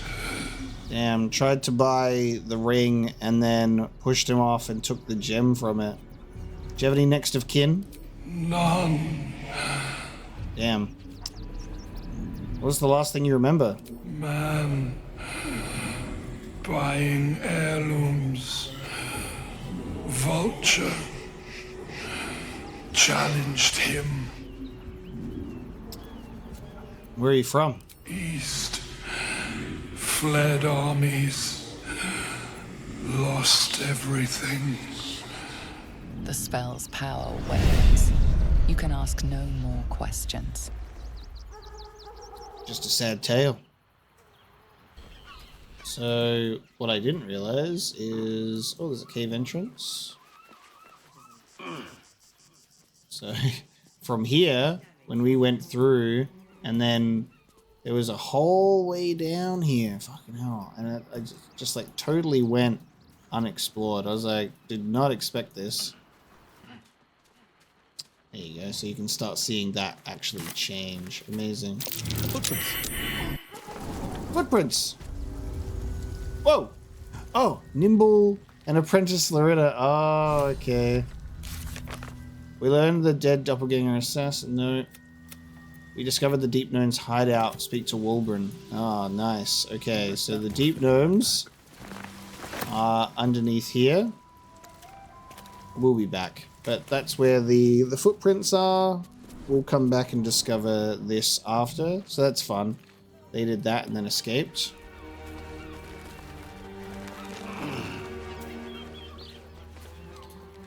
I think from what we've done, we should investigate the flop house. We'll keep looking at this murder mystery. So we actually want to go all the way down this way. Alright, follow the bloody footsteps into the flop era. I think that the flop house is above us. It is. The Frago's flop house is above us. It's all above us. I don't know why I thought it would be right next to the cave mouth. I was like, it'll be nearby. Fair enough, we'll just explore this area and see where this goes.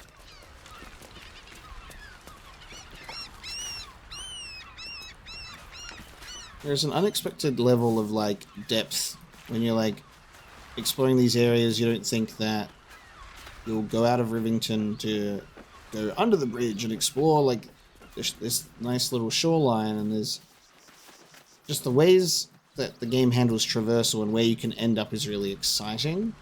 Because look at this. I love the fishing line. Someone just doing fishing in an old... Oh! Someone doing some fishing in a shipwreck. What's in this traveler's chest? Can't keep me out. Damn right. I mean, what? Can't keep me out. Advantage. Necklace of Elemental Augmentation. When one of your cantrips deal elemental damage, your spell add your spellcasting modifier. And a gold ring. Thank you. I'll be taking that. Oh shit, what is... Oh, fresh corpse. Oh, why is it all misty? Steam cloud. Oh, the music changing. Okay, I'll save. Weird vibe.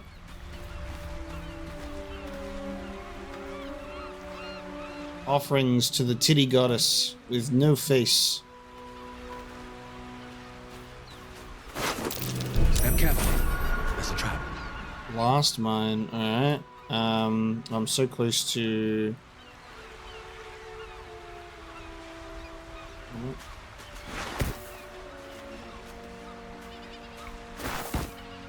Boom.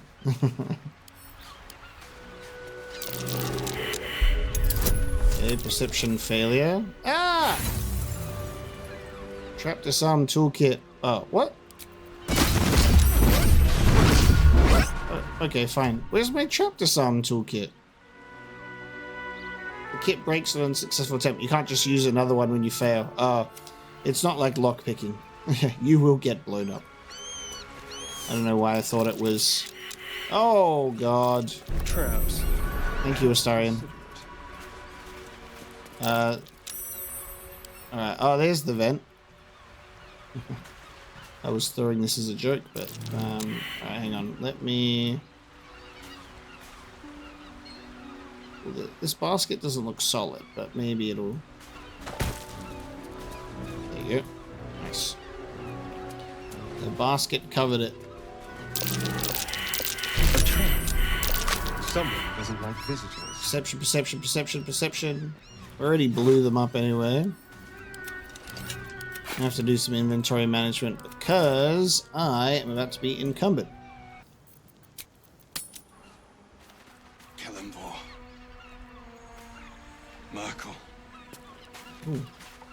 protocol. If any of you bastards are listening, just get this over with. Damn. This person cannot be healed or saved. Jesus. Dying Stone Lord thug. My legs. I can't feel them. Tell the others. Let the boss know. This man is not long for this world. I mean, we can try and help him, but he said it cannot be healed. I will try regardless. It's too late. This man is far beyond anyone's help. You hear the blood gurgle in his struggling lungs. His last ounce of strength is spent.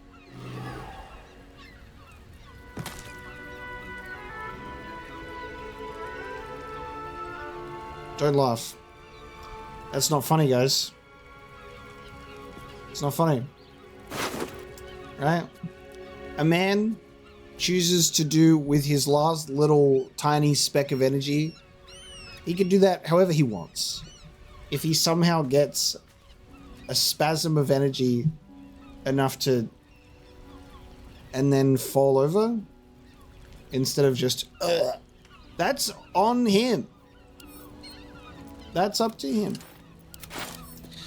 The Dying Stone Lord thug, who doesn't even have a name, will be remembered as that guy that had so much energy for a brief moment before he died. What's hiding here?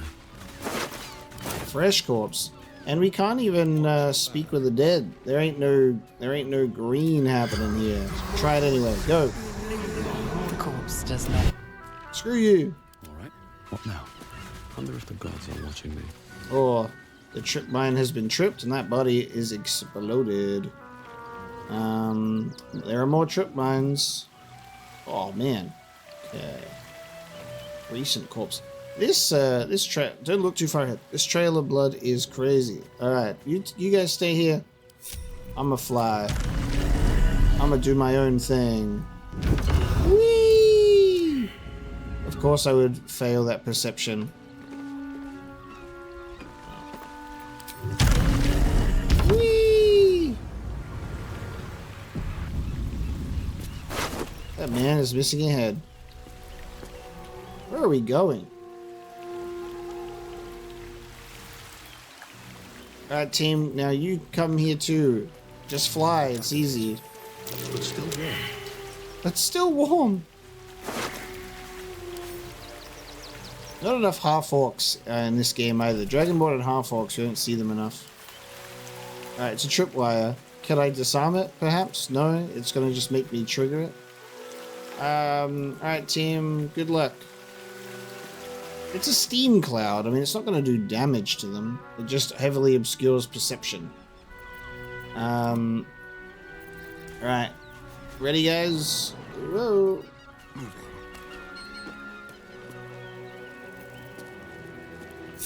You guys stick together. That trip mine was already done too. Easy. This place is hungry for blood. What's the story?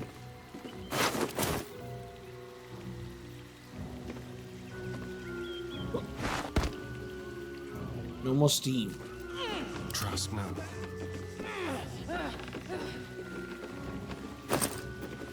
Oh, nice. Yep. On my way. Oh man, that vent was like pretty much the whole thing. Except for that one little bit right there. There's the head. Wanna dance? Oh, like we got you a new severed head to add to your inventory. You can throw it again. Just remember to pick it up this time.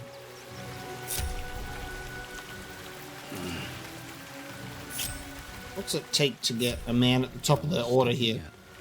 Thank you. Time to press ahead.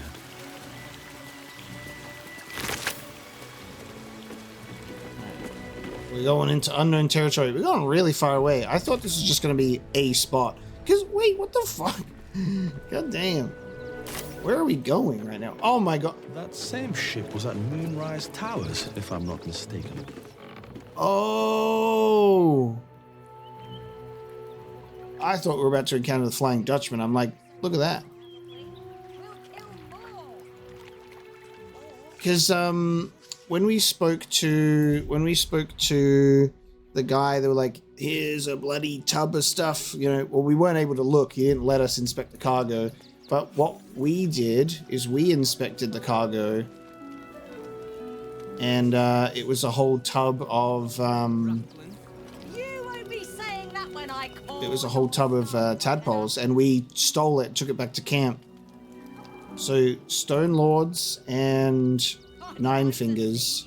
Alright, there's a little argument taking place here.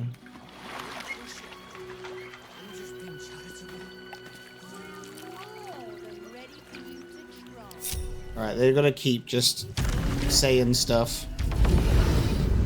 I'm gonna go and inspect the ship. Just out of view. Into the line, Gildy. On my way. They can just keep saying stuff. I'm gonna go and investigate the magical ship. I was like, oh my god, we're about to go on the Flying Dutchman. Look at all the colors. Blood bank. Let's have a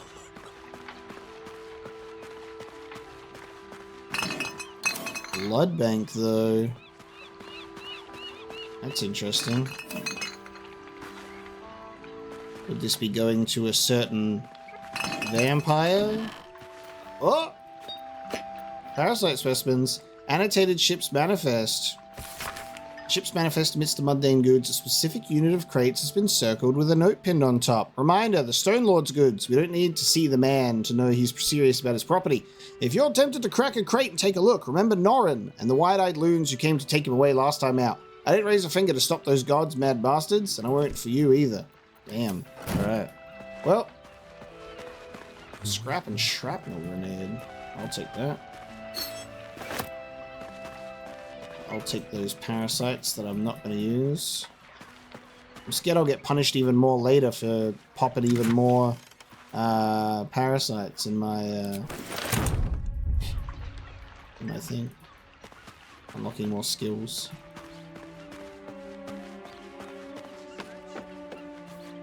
Alright. Well, that's my investigation done. Oh, there's another...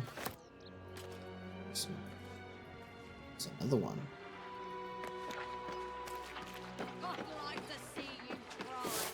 Alright, should we join the festivities? See what's happening? Alright, hang on. Let's position people just in case a fight breaks out. Someone's ready to fight. Oh, I do hope it's to the death.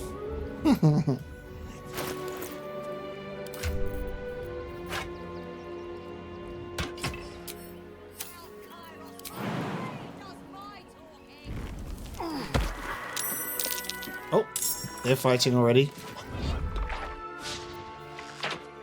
Oh, we get to watch the AI fight, guys. Soldier. We're watching the AI fight.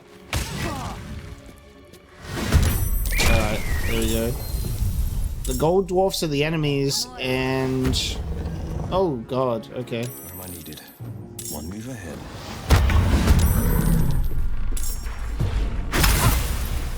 So Farlan and Charming Letharm. Hang on, let pause. There's a wolf here. It looks like Shiv Dahlia. Okay, so I think yeah, these guys are on our side. The Nine Fingers, well, they're neutral at least, so we'll take out the Stone Lords. Take that, asshole. Oh, I could have gone from the back. Alright, here we go. This is going to be fun. So I was like, well, I'll try and get, like, position the characters. I didn't expect them to just start fighting, which is really fun. Oh, the idea of that vortex. I really want to try that. All your skills are all out of order. Alright. First and foremost... Easy as. Concentration broken on Hunter's Mark, asshole. This is insane as a weapon. That is a that's fucking insane, dude. Honestly, Karlek, well done. Alright, let me see here. I'll take out these. I just don't have enough movement because of the acid. So what I'm gonna do is Arabella's Shadow Entangle.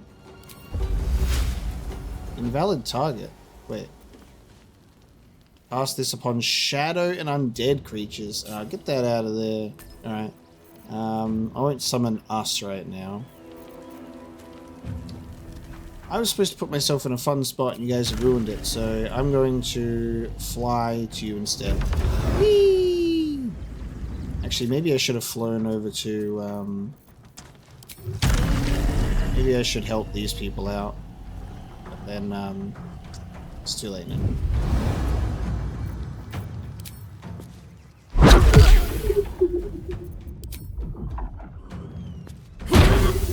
Hey. Hey! I don't like that one bit. Cut and run. Get him. Get him, Astarion. Let's go. 135. Let's get this wolf out of here.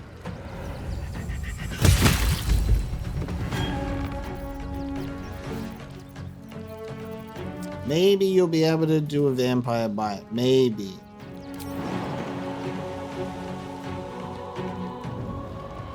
You just have to sacrifice your high ground to do it. Are you sure? Yes, I really want to be happy today. Whoop. We'll get there. The guild owns this city.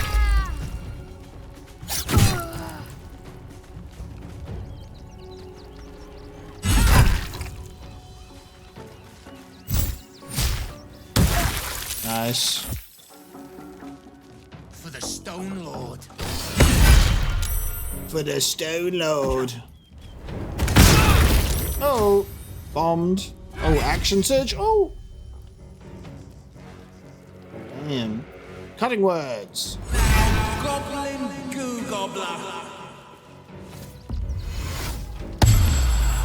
Damn, Kairos is a problem. Alright.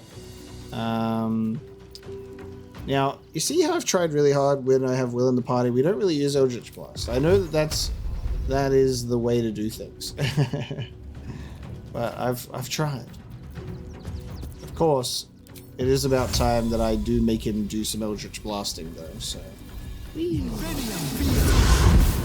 He's gonna Misty Step up here and do some blasting.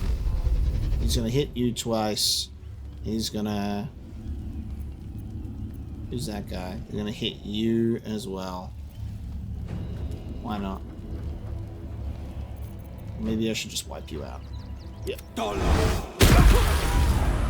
Nice. Off the board. Blunt Scuncher.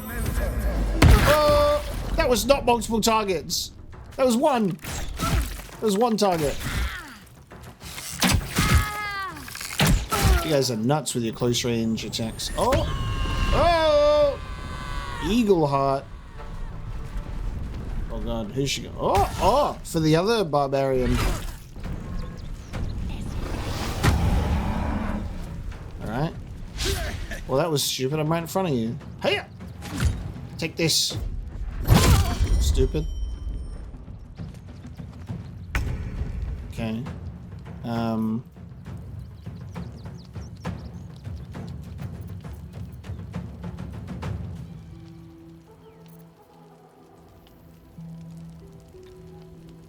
I'll let you guys deal with those. Honk. Taste of your own medicine, loser. You picked the wrong fight, friend.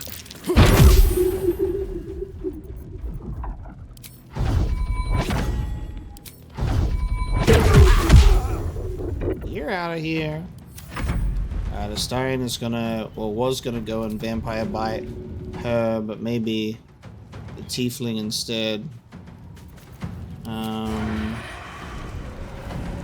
Yeah, human it is. Oh, how about them criticals, honey? Hitting. Thank you. This is gonna feel good. And Karlach says, what the fuck? Get away from me.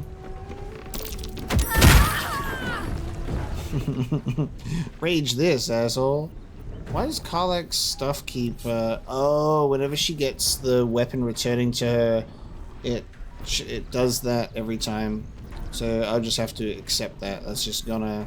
That is just how things roll. Alright. Where's that severed head? Doink. Oh, what? That's so funny. Really? It's gonna you're gonna survive with one. Get over there. Oh, oh! I'll fall down there. Get her.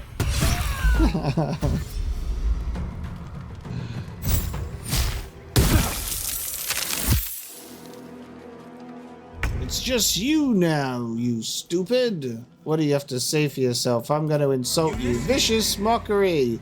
Are you listening? Hag-shouldered scum vestige.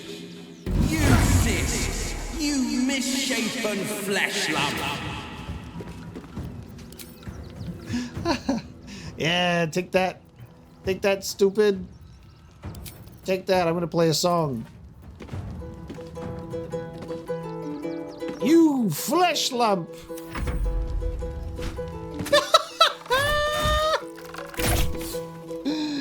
Get tripped. Yes. All right. And I come to you now. I fly not as a guardian angel. Oh. But as your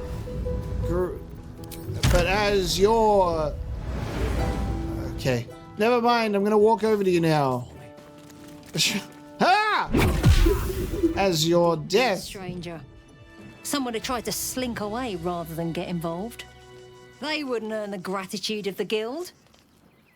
Not these fists, honey. Have you seen me? I'm as serious as they come. So, happy to help. Who did we just kill, though? A new flavour of scum that's been muscling in on our business. Agents of the Stone Lord. You know, I absolutely adore being chaotic neutral because the characters that I love to get the approval of, that most of the time I relate to in terms of decision making, there is a funny time where they go, oh, Apocalypse, what are you doing? Where I have my heroic characters with such a good moral compass, and those are the rare moments where Astarion says, delightful, you're being chaotic, my little boy. I'm so proud of you. Oh, it's so good. Stone Lord, never heard of him.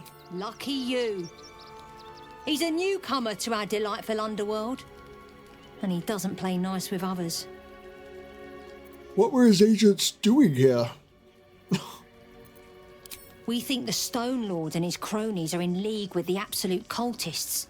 This little operation here certainly suggests so. They were shifting something valuable by boat, but that something belongs to the guild now. I think I deserve a little something for helping you. Of course! The guild always rewards good work. Now scram! Hey! And I get to loot the bodies. Alright, Corpse Grinder. Reliable and trustworthy, you cannot hope for more respectful company than this mole whilst traversing the forlorn places of the world. Thunder damage.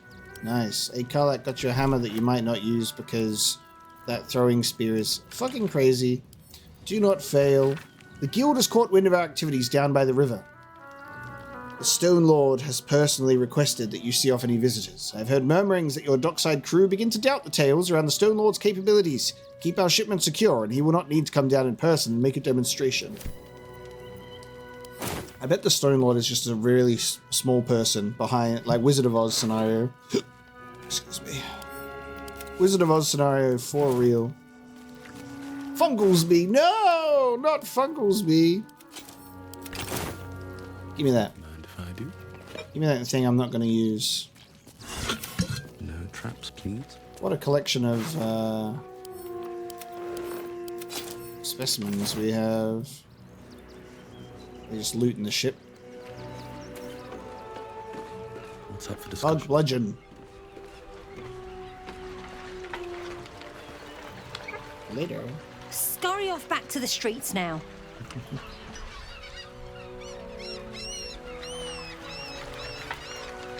Just a moment. Alright. Nice. Probably a good idea that we looted that ship when we did that. And I was like, I'll just scope out the scenario. There you go. A passageway.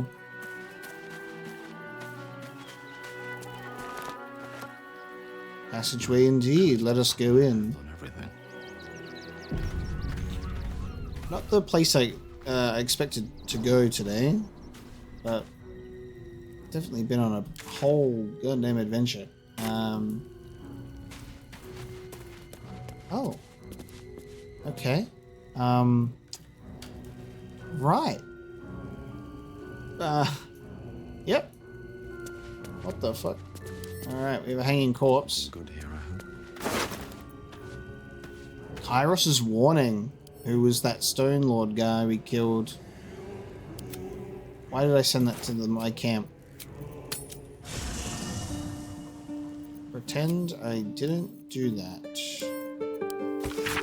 Seems like Van needed to be reminded that you don't take from the stash. The stash is mine, and you get what I give you. I find you taking from the stash, you end up like Van. Be smart. Don't be like Van. Alright, well, you're dead, mate. So I'm taking from the stash, if you don't mind. Poutine! Don't mind if I do. I'm hungry. Give me the paintings. I'm gonna go sell them on the black market.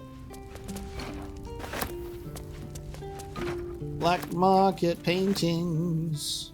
Oh man, the guts out and everything. Oh, what's trapped? Probably the chest, I would assume. Oh, I forgot to bring my party back together. Bet you that this chest is trapped. That was my perception check fail. Only 271 gold. Alright, let's bring the gang in here so they can check out this chest for me, see if it's trapped. Polished necklace, carnelian ring, and a note to Kairos, which I will get. Boss, I found this out there in the poor schmuck. This isn't from the stash. I'm not Van, I know the rules. It's funny. I know the rules, please. Form up, team. On me. Passageway found. Potential chest. Will. Potential chest. And then we're going to have a long rest because we're out of short rests. You know the drill. Alright, guys. Is it the chest armed? Watch yourself. I spy a trap. Thank you.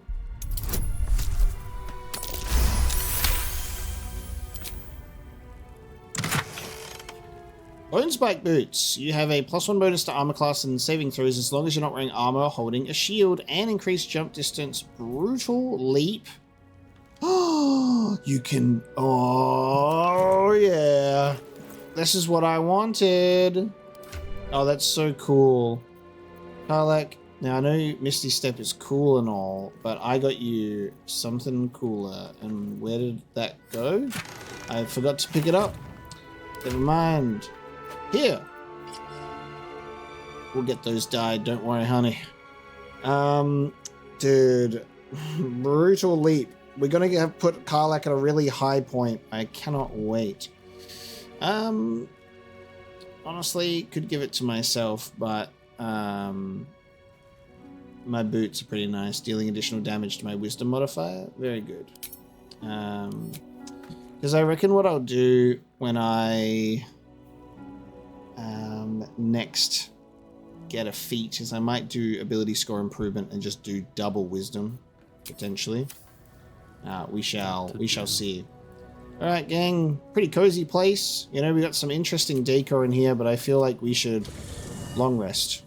I think something that's really nice and interesting, and I'm noticing that, you know, the more that we've checked out, like, the area of Rivington, is, like, when we're in caves or when we're in specific areas, it seems that our camp here is, like, more of a solid place. We're not, like, making camp wherever we go on the road. Like, this seems more of an actual place where we're kind of settled in here at the moment, which is pretty cute.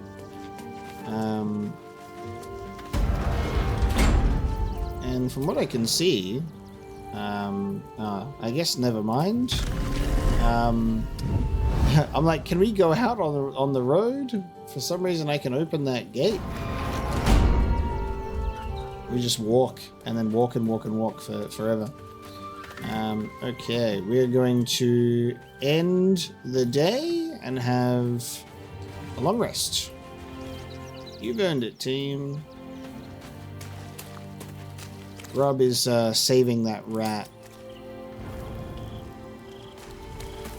Anyone want to talk? Pick your moment.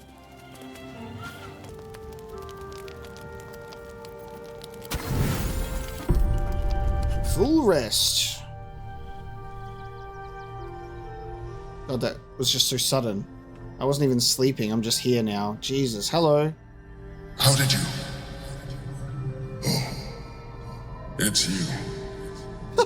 I must have let my mind wander. Enough for you to wander in. Forgive me. I am drained. Ever since you killed Ketherick and took his netherstone, the Chosen's control of the brain has been brittle. It's rebelling against Orin and Gortash fiercely. I suspected that when we took Ketherick's stone, the brain would begin to break free. Those brain quakes confirm that my suspicion was correct. I do not know what happens now when it receives their orders, and I do not dare guess. You feel the Emperor's fear as if it were your own. An elder brain enslaved is one thing. An elder brain unleashed will be the end of everything. Beautiful, isn't it? The mighty Prince Orpheus, contained in submissive slumber. Come. You may as well sit a while, now that you are here. Your company isn't unwelcome. God, that's so weird. It's so weird to just be having a chat. Because I can still picture and hear the cadence of the dream visitor, you know? And I'm like, you were this all this time, deceiving me. That's why this clown makeup is on, I'll have you know. Because look at me, I'm a fool, I'm a clown. And I look hideous now all because of you. Well, actually, it was because of me, but also because of you pushing me to eat those worms. God damn it. But now I can fly, so it's not all bad, but also, screw you. Also, I just love the fact that he's got a little, like, bedroom set up. Just, the Emperor's just chilling. Yeah, I'm on my bench, looking at my stuff. Just kind of chilling out, thinking, maybe I'll take up journaling. Day 1, 170,000. Still looking at Orpheus. He looks great in there. I'm lonely. And it is really interesting that the seismic brain quakes make sense because of the hold on the elder brain weakening. So with only one netherstone, if we get Orin's or Gortash's, what the hell is going to happen? Nothing good. You seem troubled. An accurate summary. I have found myself distracted of late. I'm haunted by memories. They are relentless. I can think of nothing. No one else.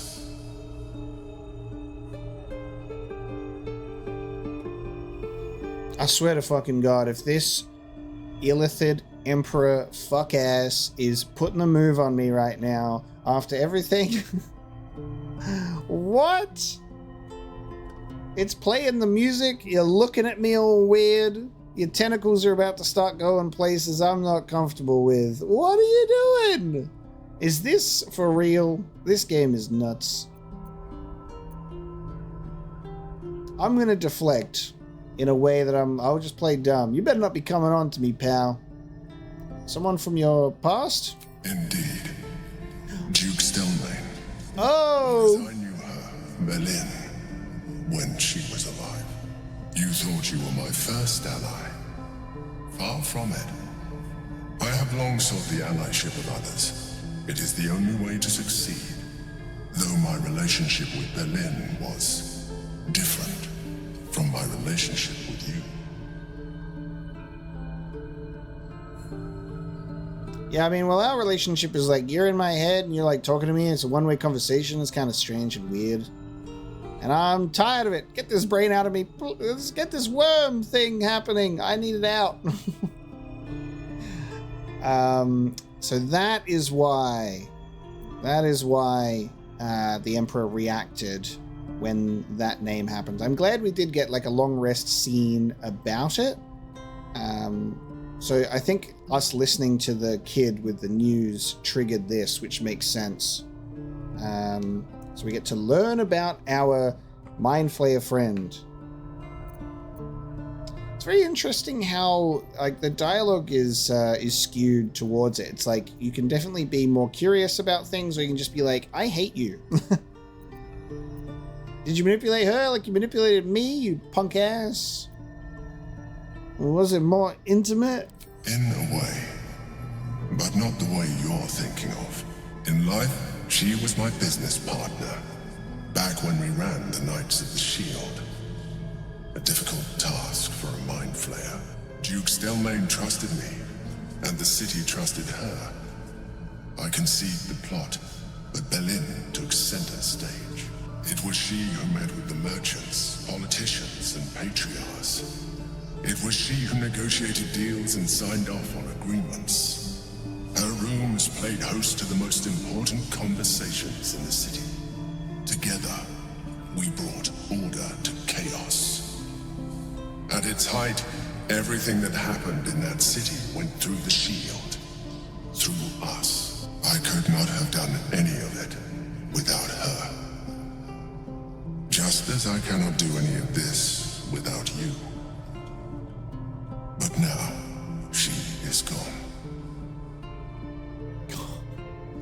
Oh man, giving a hug to a Mind Flayer.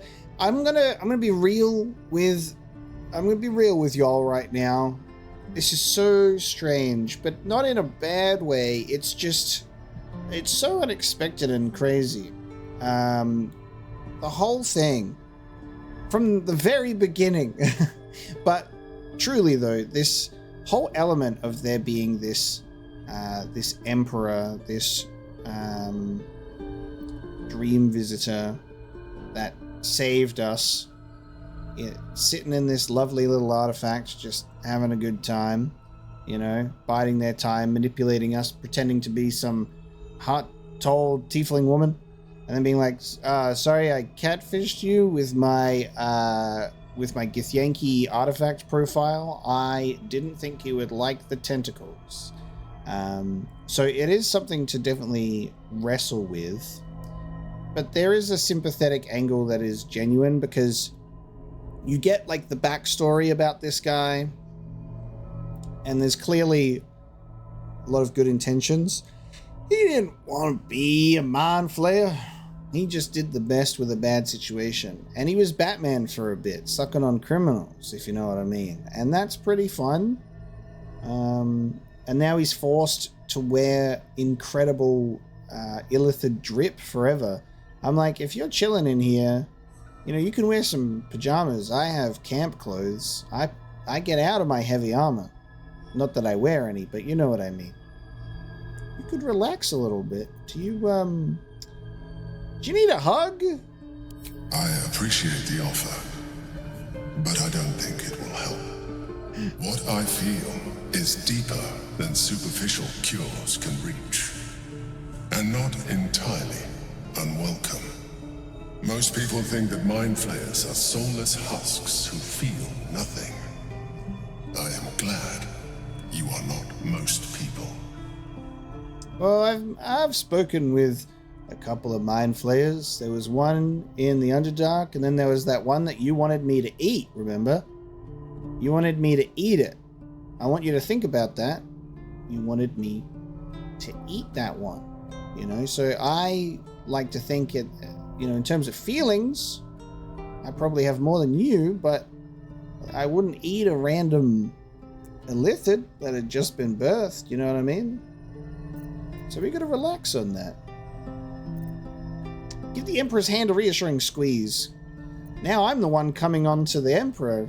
How the turns have tabled. Thank you for sharing that.